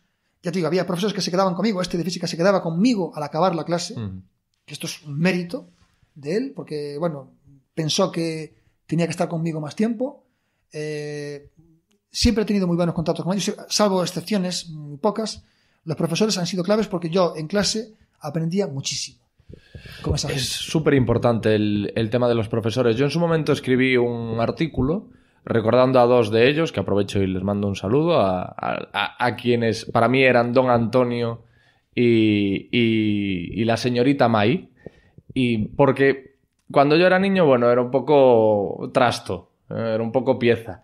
Entonces fueron ellos los que intentaron aprovechar las cosas que sí me gustaban, vieron que escribía, que dibujaba, y eso lo aprovecharon para motivarme y consiguieron un poco encauzarme y hasta donde he llegado hoy, que se puede llegar más lejos, pero he llegado bien, he llegado vivo y caray, de verdad es muy importante la labor que hacen los profesores y me parece que está muy poco reconocida. Se habla mucho de la crisis del sistema educativo español. No es una cuestión de tener mejores aulas, no es una cuestión de equipamiento, a lo mejor es una animalada lo que voy a decir, pero tampoco es una cuestión de, aumentar de una manera desaforada los recursos. No, pasa por el profesorado. En la Grecia clásica, la escuela socrática tenía profesores muy buenos y no tenían pizarras digitales ni tenían, eran otras épocas. Pero quiero decir que un profesor bueno hace maravillas aunque no tenga nada. Entonces es la clave del sistema. Mientras no se integre al profesorado en las revoluciones que se hagan, mientras las revoluciones no estén pactadas y no esté el profesorado motivado para llevarlas a cabo, eso va a ser siempre un fracaso. Si el profesorado un día alguien da con la tecla para movilizarlo o les da facilidades para que hagan lo que ellos mejor conocen y el sistema se pone en marcha como debería ser, esto será una gloria. ¿A quién admirabas cuando eras un niño o cuando eras un adolescente? ¿Quiénes fueron tus primeros referentes? ¿Tú los recuerdas? No tuve muchos referentes, pero bueno, como físico que soy, pues siempre me impactó mucho la figura de Newton, me impactó la figura de Einstein, la figura de los grandes me ha impactado mucho, ¿no? De hecho, un poco este programa de premios Nobel ha sido un poco también movido por mitomanía, ¿no? La gente que gana premios Nobel me parece muy, muy interesante. Hay gente que ha hecho prodigios, gente extraordinaria y puestos a escoger, pues esa gente, ¿no? Aunque es gente como tú y como yo, esto es una cosa estúpida lo que acabo de decir, pero uno se espera que sea un tío que flota. Sí, sé lo que quieres decir. Incluso va a venir en plan divo, al contrario. Que tienen los pies en la tierra. Llevo ya 35 visitas de este programa y tengo que decir que no me he topado con ningún divo en ningún momento, ¿no? 29 premios Nobel. ¿Han conocido Galicia o han vuelto a ella? Porque no sé si alguno ya había estado. Premios Nobel también se trae a gente de matemáticas, que es la medalla Fields o el premio Abel. Ha venido una de premio Turing. Entonces son 31 personas de ese programa y 4 del llamado premio Fonseca, que es una spin-off que pusimos en marcha en el año 2008 y que da un premio de comunicación de imagen científica. Lo ha ganado Stephen Hawking, el primero, lo ha ganado David Attenborough de la BBC, lo ha ganado gente muy importante también. ¿Esos encuentros cumplen con tus expectativas? Me refiero en lo tocante a la gente, a la asistencia, al interés que percibes en los asistentes. ¿La gente es consciente del privilegio que supone tener a un premio Nobel aquí? Bueno, primero son 2 preguntas. La primera es que el programa ha superado con creces las expectativas que tenía. Porque en principio la idea, hablando con el rector en aquel momento, que era Sin Embarro, Era un programa para traer a gente muy buena que viniese aquí un poco más de tiempo. Pero como mi grupo tenía relación con un premio Nobel, digamos, dedicado a la nanotecnología, pues pensamos en hacer una celebración. Se cumplía 20 años de su última visita con un congreso que se había hecho aquí. Y entonces hice la primera prueba con ese premio Nobel. A partir de ahí dije, de aquí no me bajo. Las visitas resultaron muy bien porque se generan sinergias, se realizan negocios, hay una parte divulgativa muy importante, entonces ha funcionado bastante bien. Y aquí programa. Comen bien, además. O sea, exacto. Se irán encantados. Ven la Costa de la Morte, que los llevo a mi zona y tal. Es. Pero una vez dicho esto, la gente se acostumbra. Y de hecho me ocurre que en la facultad la gente me pregunta cuándo viene el próximo Nobel. Claro, los alumnos, este programa lleva 12 años. Los alumnos de física de ahora, lo entienden ya como los de algo... cuarto curso, para ellos es algo normal. Es como llover que vengan los premios Nobel aquí. Entonces, ¿cuándo viene el próximo? Y mira, esto viene o no viene, ¿no? O sea, el programa este cuando se acabe, pues se acaba, ¿no? Entonces, claro, la gente lo ve ya como algo normal. Este programa tiene que tener el premio Nobel y como lleva tanto tiempo, pues para la gente es algo habitual. Entonces parece como si fuese más fácil de lo que es, ¿no? Es normal que vengan aquí, pues claro, pero es normal si te lo trabajas. Hay algún caso que es difícil de traer, por ejemplo. Ya. ¿Y tú, quién te acabaría diciendo a ti que ibas a charlar de tú a tú con premios Nobel, ¿no? Con gente a la que tú seguramente admires y por la que tengas un gran respeto. Eso para ti, tú te paras a pensar en eso. Tú dices, caray... En el momento, no, eso lo pienso muchas veces porque cuando están aquí es un lío siempre, ¿no? Ya el propio proceso de preparación, cuando están aquí es una locura y vives tan rápido que no lo saboreas. Es una pena, ¿no? Lo saboreas a posteriori, sí. Y cuando estás aquí estás como en una anestesia. Pasas mucho tiempo con él y tienes muchos momentos de soledad con él, ¿no? Eso es lo bueno porque vamos de paseo. Hay gente, de hecho, la gente que está en este programa, pues a veces es ex colaboradores de ese premio Nobel, que son los que yo uso para hacer de padrinos de esa visita. Entonces hay gente que ha estado con ellos en sus centros y me dice que he pasado más con él más tiempo aquí, neto, que en 4 años en el centro, ¿no?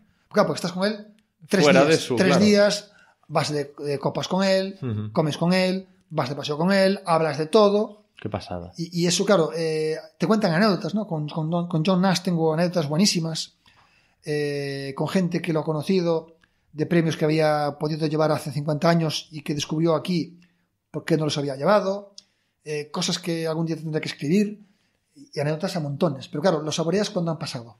Cuando estás con ellos no te das cuenta. John Nash, que ya son 2 años, ¿no? Desde su fallecimiento. Sí. Con su mujer, con Alicia.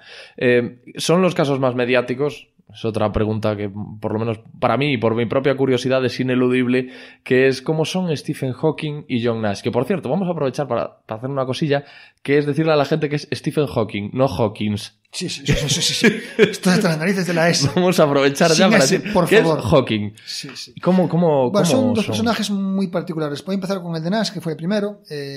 Nash vino en el año 2007. Y claro, la imagen que tienes de él es la de la película, Una mente maravillosa, que te pinta un esquizofrénico paranoide, que es lo que él es. Que de hecho hablaré también ahora mismo de y claro, la cosa es, ¿este señor puede venir o no puede venir? Porque claro, este señor viaja o no viaja. Tiene sus circunstancias. Y claro, si viene aquí, puede llevar a cabo el programa que tengo diseñado. Entonces lo que hace es buscar espías. Y había alguien, yo conozco a alguien, que conoce a alguien, que es amigo de alguien que está en Princeton, cerca de su despacho. Y ahí, preguntando, oye, ¿tu vecino de despacho se mueve? Sí, podrá ir y tal. Y lo va a hacer. Entonces dije, bueno, pues lo traemos.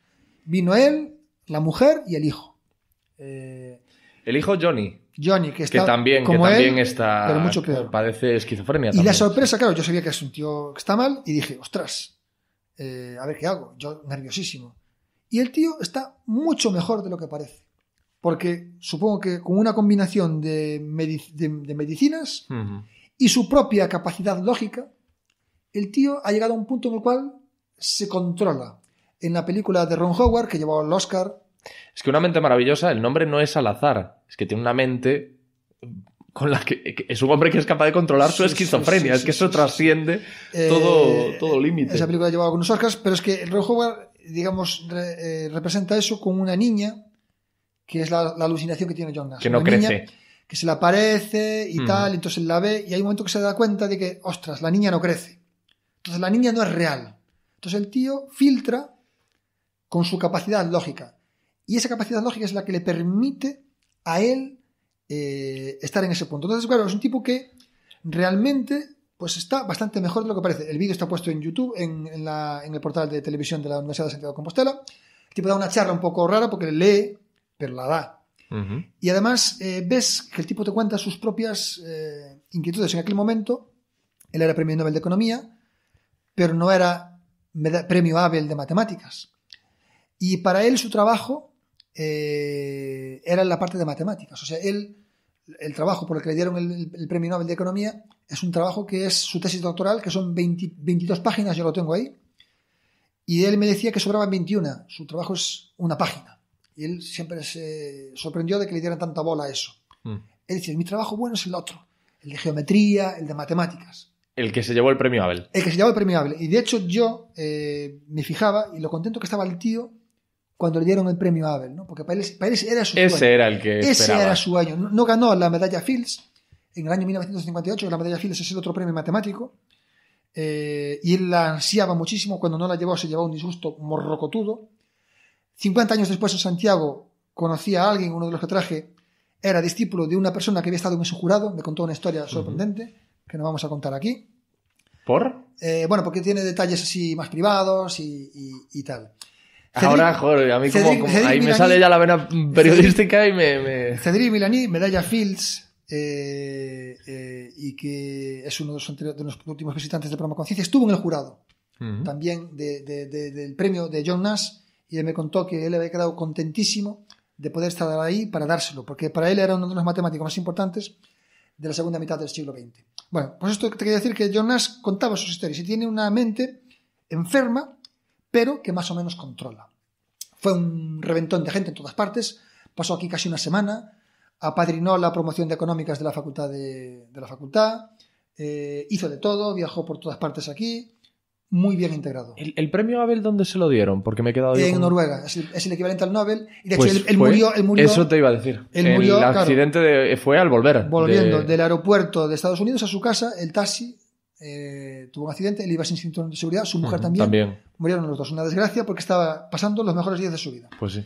Caso de Hawking. Caso de Hawking es un caso muy distinto. Es un señor que está muy bien en su cabeza, pero fatal físico, claro, sí. De salud. Y claro, ahí también tenía un preconcepto. Traer a Hawking fue muy complicado porque Hawking decía que no a todo, a toda la gente que le invitaba. Pero con un enlace que conseguí a través de un compañero de aquí de la facultad, José Edelstein, conseguimos traerlo. Fue algo llamativo que dijera que sí. Aquel año solamente había ido a Estados Unidos a ver a... 3 cosas más, ¿no? Una sí, había ido a Sudáfrica con Nelson Mandela, ha ido a Pekín y a Roma. O sea, pero muy pocos viajes había hecho así públicos. Claro, fue un reventón de gente, ¿no? También. Y el primer día que lo vi, claro, dices que es un tío paralizado, tiene una enfermedad neuromotora, no puede mover nada. Y cuando llegué y lo vi, me dijeron, dale la mano. Las cuidadoras, porque claro, hubo que traerlo a él y a un equipo de 8 personas, más la hija, 9 personas. Dan la mano y se la cojo. Sí.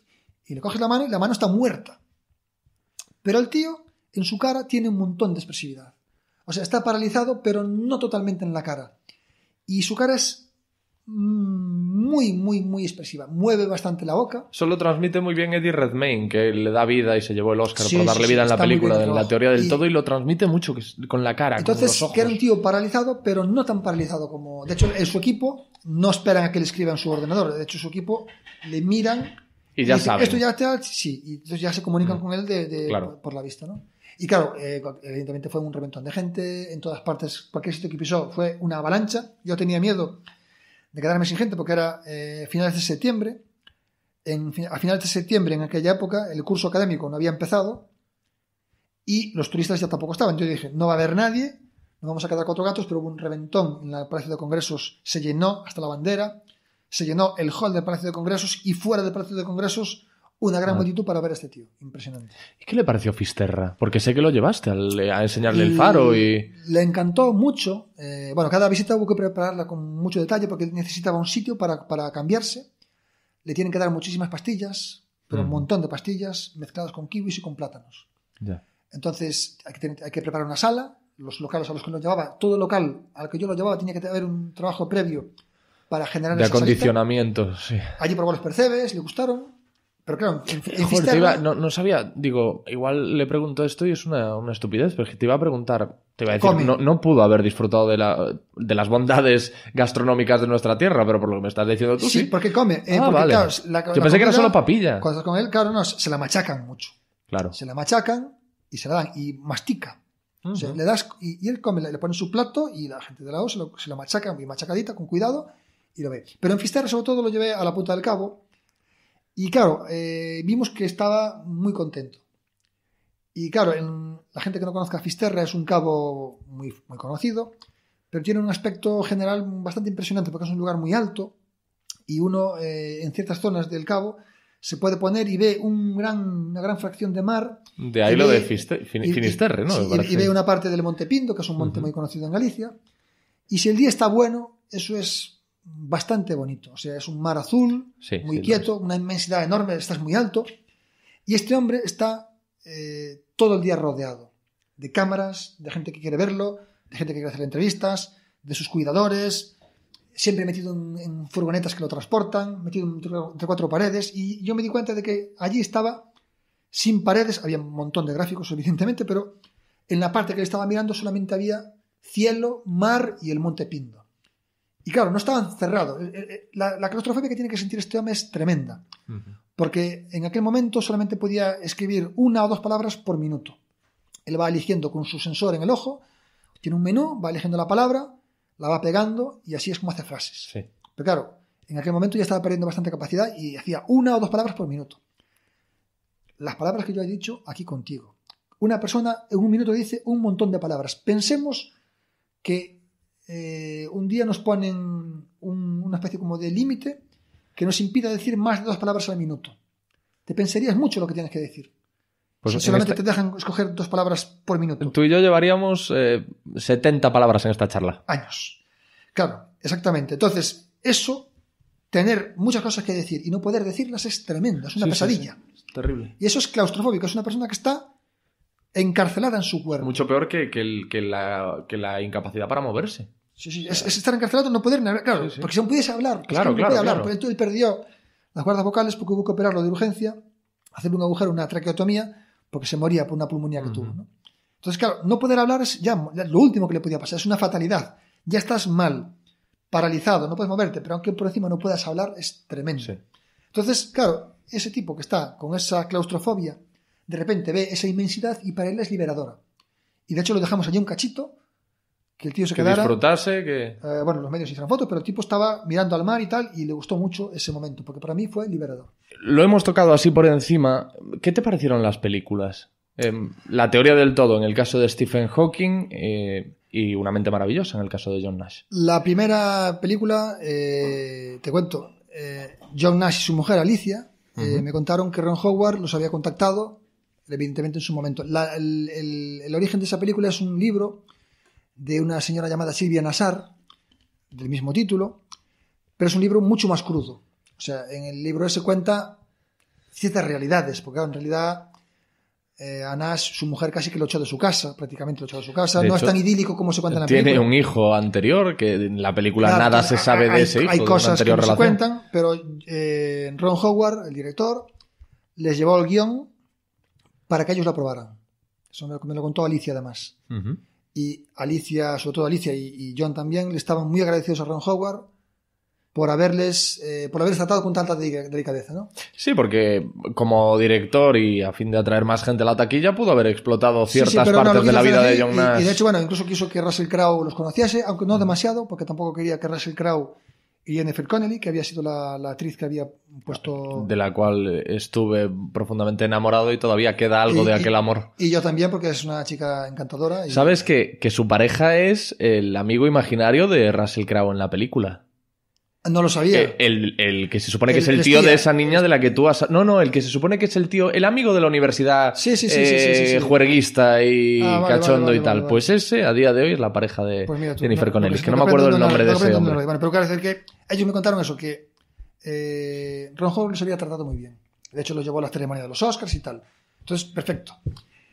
La película está un poco edulcorada, pero queda muy bonita. Es una película muy bonita. Todo científico debería ver esa película, porque en el momento en el cual le dan allí los bolis en la universidad es de caerte las lágrimas, ¿no? Te juro, Jorge, que te iba a preguntar por ese momento. Te iba a decir que yo creo que a ti ese momento particularmente te tiene que tocar el corazón. Los que somos científicos, lo he hablado con varios, se nos caen las lágrimas en ese momento. Créeme que te juro que era una de las cosas que te iba a decir. Pero yo creo que es el caso que nos pasa, sobre todo a los científicos. A la que no soy científico, a lo mejor también, pero los científicos que yo conozco, todos, y de hecho me lo dijeron cuando salió la película, tienes que ver eso y verás como ahí te caes. Yo lo siento, yo ahí en ese punto, y en el momento en el que le dan el electroshock también me emociono mucho. Bueno, sí, eso es otro. Pero sí. Sí. Pero lo del momento boli, el momento pluma, perdón, es tal. Ahora, lo de Hawking es un tema distinto, porque la película de Hawking está hecha en base a las memorias de la primera mujer, Jane Wilde. La figura de Jane Wilde tiene mucho mérito, porque ella es quien ha hecho posible el Hawking actual. Ella se casó con él ya cuando estaba diagnosticado. Sí, una foto de él con el bastón y... Le quedaban sí. un año de vida, 2 años de vida. Era un matrimonio para quedarse viuda al año, ¿no? Sí. Pero no se sabe por qué Hawking ha sobrevivido. Nadie sabe por qué. De una manera extraordinaria. La gente que tiene esa enfermedad, esa esclerosis lateral amiotrófica, la ELA, la gente esa se muere 2-3 años. Yo escuché que hay una explicación médica, como que la ELA que él tiene, la esclerosis lateral amiotrófica que él tiene, es especial por algo. Hay algo que la hace diferente al resto de... Eso está claro, que la hace porque, bueno, es una cosa... Bueno, claro, sí, es evidente. Extraordinaria supervivencia. Él ahora tiene 75 años. Pero bueno, lo que iba. Él, claro, se quedó inválido muy pronto. Y tiene eso, en primer lugar, quiero hacer una reflexión, que es que el mérito que él tiene, él ha hecho sus mejores aportaciones finales de los 60, con Roger Penrose, que también vino aquí a Santiago, y principios de los 70. Su hija me decía que su padre, en esa época ya no podía casi escribir.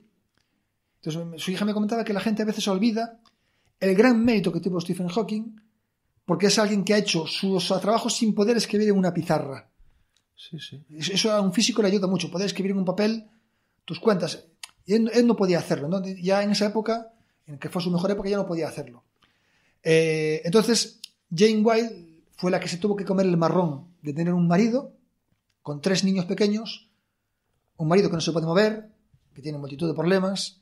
Ella aguantó todo en sus hombros, y justo cuando él se hace famoso, que es cuando saca el libro La breve historia del tiempo, que por cierto aprovecho el nicho comercial, yo lo estoy traduciendo ahora para la Universidad de Santiago. Te comentaba antes mi relación con la colección de divulgación de la universidad.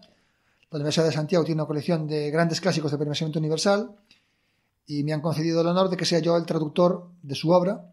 Bueno, enhorabuena. Que publicaremos en breve. Estoy ahora mismo precisamente traduciéndola. Y veo, por ejemplo, en la primera edición, cómo le dedica el libro a Jane, ¿vale? Esa primera edición es cuando el libro no se sabe el éxito que va a tener. Fue un éxito bestial. Millones. Líder de ventas durante semanas.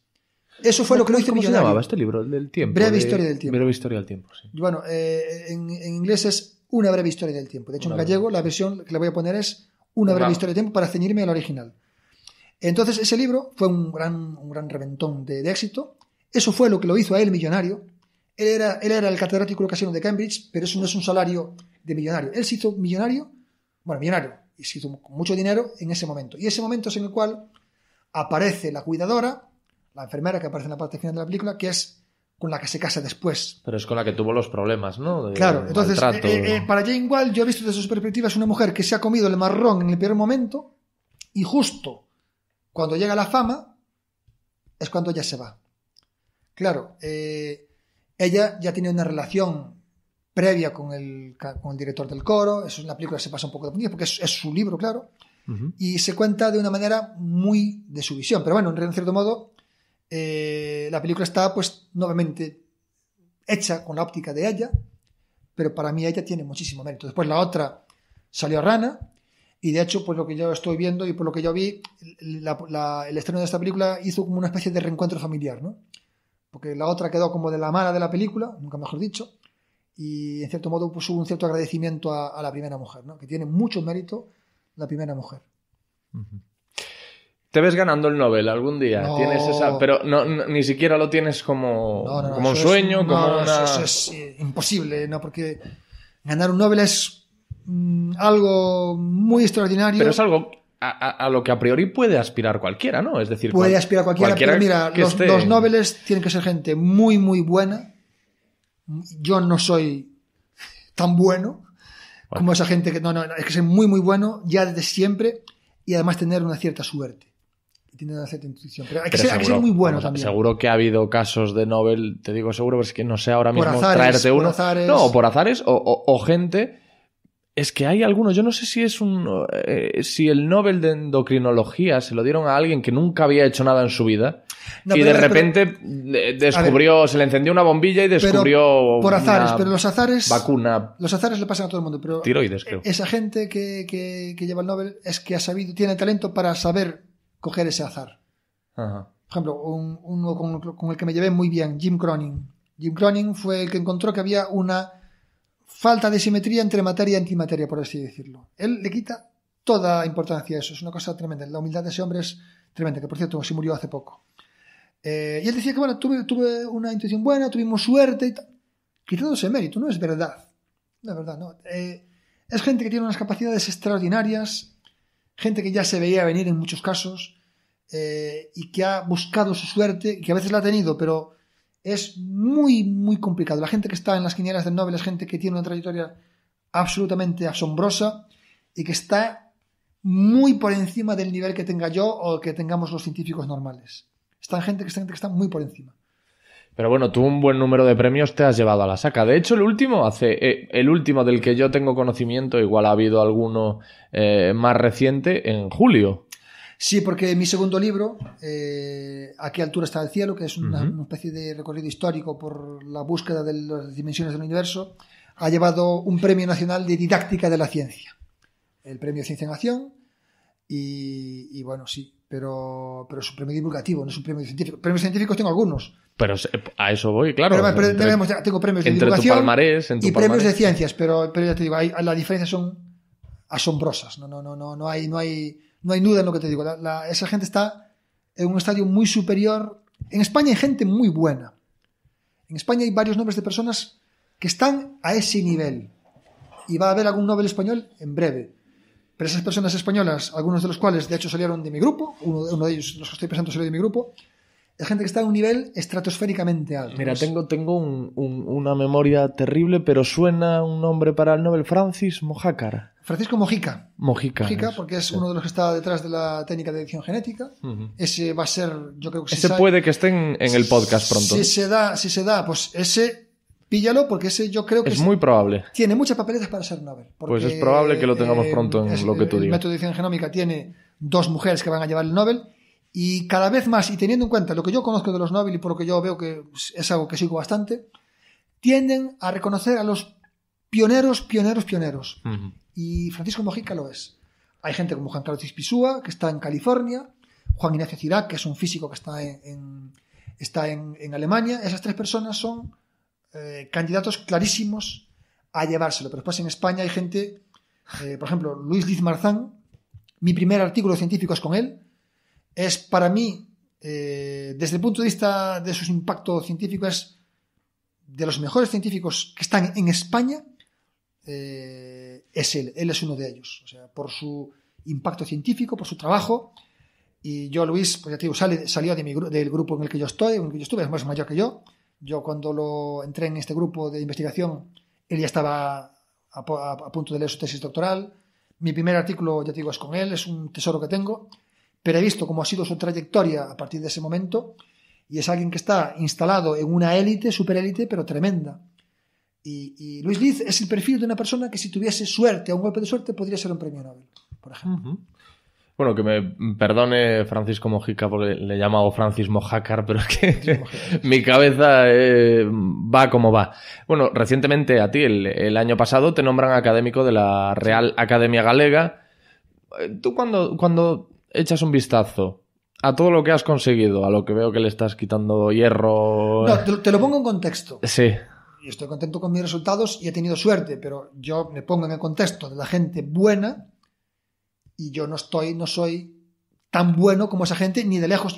Y la gente muy buena estoy lejísimo. Pero sí te pasa que echas la vista atrás y dices, bueno, echa la vista atrás, o te ves a ti ahora mismo y dices, oye, pues he hecho las cosas bien, la verdad.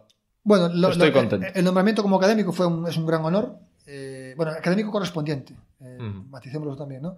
Y no es porque yo sea escritor, que es lo normal, es por mis trabajos en dinámica lingüística de los que hablé antes, ¿no? Sí. Trabajos de sociolingüística. Entonces, digamos que me incorporan por eso. Y bueno, sí, es una gran sorpresa. Yo digamos que algo que sí que he hecho y de lo que me siento bastante satisfecho es que he trabajado en todas las grandes áreas del saber que hay en esta universidad. He trabajado, digamos que la universidad reparte sus áreas en 5 grandes grupos. Están las ciencias puras, está la ingeniería, están las ciencias de la salud, están las humanidades, están las ciencias sociales. Bueno, pues yo tengo... Y has metido la patita en todas. Y yo sí que algo de lo que hago gala es que yo tengo producción científica en todas esas grandes áreas. Pero es porque me gusta estar en contacto con todos los nichos de la universidad y me gusta estar en contacto con todo lo que se hace y he procurado buscar sinergias con todo el mundo. Y bueno, pues eso sí que ha estado bien. Ahora, insisto, hay unos saltos cualitativos de virtud que yo conozco en mucha gente y yo no estoy en esos saltos. Ya te digo, hay gente que es muy buena, muy buena, muy buena, y por encima de esa gente muy buena hay gente ultra buena que flota en una galaxia distinta. O sea, pues yo quería que me contestases quién sabe. Cuando te he dicho lo de ¿crees que ganarás el Nobel algún día? Pero es que te veo tan tajante, joder, que me da pena. Nunca. Pero te digo, en España, esas 3 personas que te he dicho, Cirac, Mojica y Ispizúa, vamos, se lo merecen y lo llevarán en algún momento. Oye, formas parte de Mensa, Sí. que es como una asociación internacional de superdotados. Sois como el Club Bilderberg del intelecto, ¿no? Sois como unos elegidos. Uno puede ser más o menos crítico. Es un club que nació en Inglaterra en 1946 y es un club que tiene como único requisito superar un test de inteligencia y quedarte en el 2% alto. Ese es el requisito que tiene. Y a partir de ahí, pues bueno, uno saca sus conclusiones. El test de inteligencia es un test que puede tener más o menos... Pero eso te presentas tú. Sí, tú presentas tu candidatura y haces el test de ingreso. Entonces, yo, de hecho, soy coordinador de tests aquí en Galicia para hacer las pruebas. Las pruebas se hacen. Y entra gente de aquí. ¿Está entrando gente de aquí, de Galicia? Sí, claro. Hay gente en Galicia que entra en toda España. Mensa España lleva un buen ritmo de crecimiento.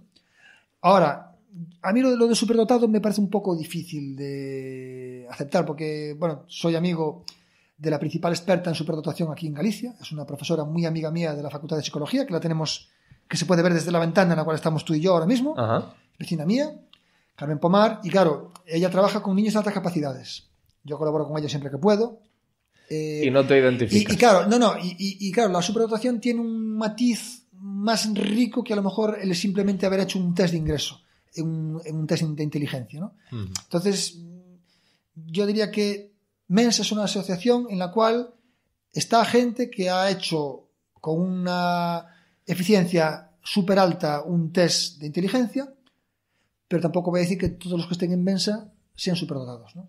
Eso no lo podría decir. Para mí hay un matiz, pero es un matiz difícil, pero yo viendo el trabajo de esta mujer, es su área de trabajo, de hecho, veo que, bueno, ese adjetivo de superdotado tiene más exigencias en algún caso que hacer un test de inteligencia.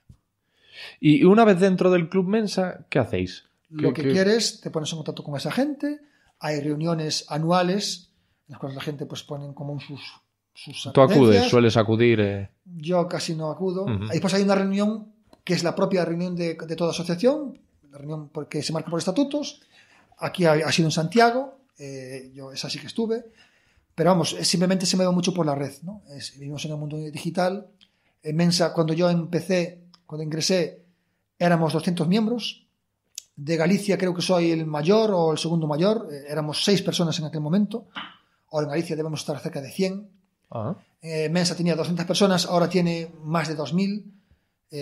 Ha habido un disparo de los ingresos a raíz de la red, ¿no? Y es que en aquella época hacer los tests era muy complicado porque tenía que haber un supervisor que te lo hiciese. Entonces, en mi caso, yo pedí hacer la prueba y se tardó muchísimo tiempo en que yo pudiese hacer la prueba, porque tenían que mandar un libro, hacer una cosa, tenía que venir una persona a supervisarte, y hoy en día se hace con la web, hay una red de coordinadores, es mucho más fácil. Se me ha olvidado preguntarte algo cuando hemos hablado de Stephen Hawking, algo que me vino en ese momento a la cabeza. Él yo creo que ha dicho algo de que hay que ir buscando otros planetas en los que habitar para cuando podamos largarnos de aquí. A ver, Hawking es alguien que en la situación en la que está le da todo igual, ¿no? Entonces él a veces suelta esas putats para tal, pero bueno, es imposible que un ser humano colonice un planeta de fuera de nuestro sistema solar, ¿no? O sea, eso es muy remoto, que a lo mejor ¿Sabe? Que se aburre y que suelta alguna de estas para... No, es que no sé que se aburre. O sea, hace bien, porque él lo busca como catalizador para que la gente se dé cuenta de que estamos abocados al desastre, ¿no? Él sabe que tiene una visibilidad muy alta, pero claro, esas cosas, hombre, puede sí, que hay que buscar planetas, sí, pero que evidentemente es muy difícil, porque la estrella más cercana está a 4 años luz y eso no se llega en 20 años, ¿sabes? No se llega en 20 años. Has comentado casi al inicio de la conversación, muy de pasada, lo de campeón gallego de baile de salón, campeón gallego de natación en categoría de veteranos, jugador de la primera división gallega de ajedrez, y ha obtenido también, es que esto lo he sacado de la Wikipedia, ha obtenido también otros triunfos menores en esgrima, taekwondo y atletismo. Sí. El deporte... ¿Pero cómo te ha dado tiempo a esto también? El deporte para mí es uno de los ejes de mi vida. O sea, mi vida consiste en trabajar, hacer deporte y bueno... ¿Qué deporte haces ahora? ¿Natación? Ahora estoy federado en natación y soy miembro del equipo de la Universidad de Santiago, en veteranos, por supuesto. Uh-huh. El deporte para mí siempre ha sido importante, pero solamente en la etapa del instituto, porque di el estirón en el instituto y correr se me daba bien. Y cuando tenía 18 años empecé a hacer taekwondo. Y para mí fue un gran descubrimiento el taekwondo. Esto derriba un cliché, ¿eh? El cliché de que los científicos se les dan mal los deportes y... Al taekwondo me dediqué bastante. Me fue relativamente bien. Entrenaba con bastante criterio. Y el taekwondo, digamos que me transportó a un hábito de hacer deporte ya con una cierta intensidad. Correr también se me daba bien. Y a partir de ahí, pues cuando dejé el taekwondo... pues me cambié a otra cosa, manteniendo, ya empezaba a nadar, pero me pasé a la esgrima con una entrenadora muy buena, era Rosa María Cano, que era campeona de España absoluta de espada. Entonces claro, volvemos a lo de siempre, ¿no? Si tienes buenos maestros, buenos entrenadores, pues te va bien. Con Rosa María Cano aprendí muchísimo en espada, me fue también bien en el Campeonato de Santiago. El baile de salón es algo muy distinto porque me apuntó un día mi madre. Mi madre me llamó un día al despacho. No es lo típico para ligar, ¿no? Yo he tenido amigos que se apuntaban para ligar. Vas a empezar a bailar el viernes y vas a bailar con esta chica. Ya había buscado tal, no sé por qué. Y como la gente que hace taekwondo tiene una manera de competir que es haciendo formas, haciendo una serie de pasos, como una especie de danza, se llaman punses, en karate se llaman katas. El baile era algo parecido. Yo lo vi como algo parecido y me lo tomé con mi compañera de esa manera y nos fue muy bien. Ganamos el campeonato gallego del año 96. En aquella época el sistema era distinto, ahora es distinto, hay por puntos. En aquella época había niveles, el nuestro era el nivel bajo, porque había categoría 8 niveles y ganamos en la categoría baja, pero nos gustaba el baile, ¿no? Y yo lo veía como un deporte. Sudas mucho cuando entrenas en baile. O sea, cuando entrenábamos, sudábamos como cuando uno hace taekwondo.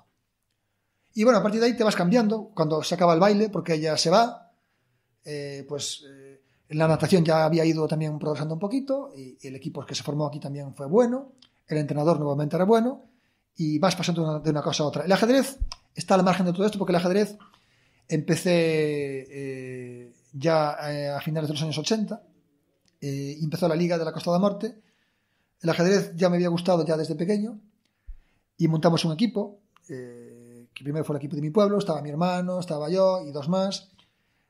Nos fue bien, ascendimos a segunda división. Después, en segunda vimos que empezábamos a estar bien, pero teníamos unos rivales en Corcubión, que es un pueblo de la Costa da Morte. Un pueblo maravilloso. Un puerto muy bueno. Entonces, en aquel momento, pues, hicimos una cosa que fue, ¿y si nos fusionamos? Entonces adoptamos a 2 jugadores muy buenos de Corcubión, subimos a primera división. Los 2 jugadores buenos de Corcubión, ¿cuáles eran sus nombres? Eran amigos tuyos. Uno era José Soneira Leis. Que José Soneira, sobre todo, no, es hermano de un muy buen amigo mío de toda la vida. Y Jacinto Fernández Parga. Por eso quería que lo Jacinto mencionase. Fernández Parga. Y ascendimos a primera, fue un gran privilegio. Claro, primera división ya es un nivel muy alto, ya está jugando gente que es campeona de Galicia, gente con un nivel internacional muy alto, y ahí perdíamos más de lo que ganábamos. Yo era además el número 1 del equipo. El número 1 juega con el más duro del equipo rival, y yo perdía más, pero eso era bueno, porque es gente que tenía, pues por la gente que controle esto, pues un elo, que es la puntuación que hay internacional de 2.300, pues era un reto para mí, ¿no? Y perdía, pero aprendía muchísimo. Y lo que pasa es que sufría muchísimo con el ajedrez. Sufría muchísimo. ¿Ah, sí? Sí, lo acabé dejando por agotamiento porque... ¿Por competitividad o por...? No, porque cuando estabas en primera división, digamos, la Liga Española no existe como tal. Se estructura por comunidades autónomas. Después los campeones van a jugar una especie como de Liga Nacional. Pero digamos que la Liga es, digamos, en ámbito gallego. Y tenías que moverte a lo mejor a Ourense. Y se jugaba el sábado. Ir a Ourense te llevaba un tiempo. Las partidas pueden ser de 6 horas. Había preparación previa y después el análisis el día siguiente. Yo perdía, entre comillas, un día de mi vida en el ajedrez a la semana. Y en aquella época ya estaba en un ritmo alto. Tenía un programa en televisión, que era Cifras y Letras. Tenía otro programa en televisión, que era el Ciencia Nosa, el programa de ciencia de la Televisión Autonómica Gallega. Hacía la sección de ciencia en la radio gallega. Había empezado con el programa de premios Nobel. Me había presentado a las elecciones a director del Departamento de Física Aplicada, las había ganado. Estoy cansado ya. Estamos hablando del año 2006, ¿no? Sí. Empezaron muchísimas cosas en mi vida. Y claro, ya era demasiado. En el programa de ciencia era guionista, era asesor de contenidos, y recuerdo que mi madre me dijo, quizá el ajedrez te sobra en este momento de tu vida. Y tenía razón, a lo mejor. Fue un buen ejemplo. Entonces lo dejé porque ya era imposible, ¿no? Pero yo con el ajedrez sufría muchísimo. Sudaba. Yo el deporte... No, por eso, ¿por qué? En el que más sudé fue el ajedrez. ¿Pero por qué sufrías? Por la tensión. Por la tensión. Por la tensión. Bueno, está relacionado, ¿no? Con la no sudé nunca tanto en en ningún deporte como en el ajedrez. Qué curioso. Sí. Lo pasaba mal. Bueno, de ti sí que se puede decir eso de que eres mucho más que un físico. Después de todo lo que hemos dicho, eso tan típico de... Hombre, se dice en otro contexto, pero es aplicable a ti. Es un titular también. Jorge Mira, mucho más que un físico. O no, depende de cómo quieras verlo. Pero bueno, quiero decir que eran épocas en las cuales, eso ya te digo, en esta etapa final, claro, pierdes muchísimo porque es gente muy buena, gente buenísima, y tu ranking bajaba, claro, lógicamente. Pero bueno, sí aprendía muchísimo con esa gente. Para mí es una suerte haber jugado con esa gente tete a tete, ¿no? Tienes prisa, ¿verdad, Jorge? Ya... Me voy a entrenar ahora. Claro, si es que a un tiempo, con el tiempo también organizadito como lo tienes tú, te estoy robando pues 2 horas, que no sé cuánto preveías que iba a durar esta entrevista. Pensé que iba a ser menos. Claro, es que esto... Una hora, ya me parecía mucho, 1 hora, media hora. Nada, esto, pero... y ya te digo, porque me has tenido tú que decir, oye, hay que ir ya aligerando, que si no, vamos, yo me puedo quedar aquí hablando contigo. No sé si alguien ha llegado a este punto de la entrevista, pero si ha llegado, pues mis saludos. Mis abrazos. ¿Te refieres a este punto de tener que decirme oye ya? No, a este punto de la entrevista, aunque la gente irá corriendo el cursor, supongo, para ver que... Ah, de los oyentes. Seguro que sí. Además, mucha gente me dice, es que iba a escuchar tu podcast, pero es que veo los episodios, macho, que son muy largos. Dura tanto y la gente no se macho, pues escúchate 10 minutos, lo que quieras, claro, y lo paras. Si ves que te interesa, sigue. Tienes continúa. Que decir, en el caso mío, que es un caso muy fragmentado, puedes decir... Este podcast se puede ver por cachos. Nada, mira, te digo la verdad, después la Recomiéndolo gente... al principio, ponlo ese subtítulo. Y esto es totalmente verídico. Después la gente lo escucha y me dice, se me ha hecho corto. Y estamos hablando de episodios como este. Este no se le va a hacer corto. Hazme caso que sí. A mí por lo menos se me ha hecho, vamos, esto se me ha pasado en nada, en un volado. Bueno, macho, pues de verdad, muchas gracias. Ha sido un placer. Y siempre que tú me dejes... volveré a estar aquí en algún momento para continuar, porque pues, se han quedado un montón de cosas en el tintero. Encantado, un saludo a los oyentes. Nota al final del programa, puede usted oír esto moviendo el cursor y poniéndolo así a cachitos, porque si no, igual se le hace de más. Esto tiene un contenido muy variado, se habla de penes, se habla de religión. ¿Cómo sabes cuál es el tema que atrae que lo pones de primero? Se habla de deporte, se habla de física y usted puede elegir. Haga así, como decimos en Galicia, ao chou, al azar. Gracias, amigo. Chao. Lo que tú digas. Gente que vale la pena escuchar.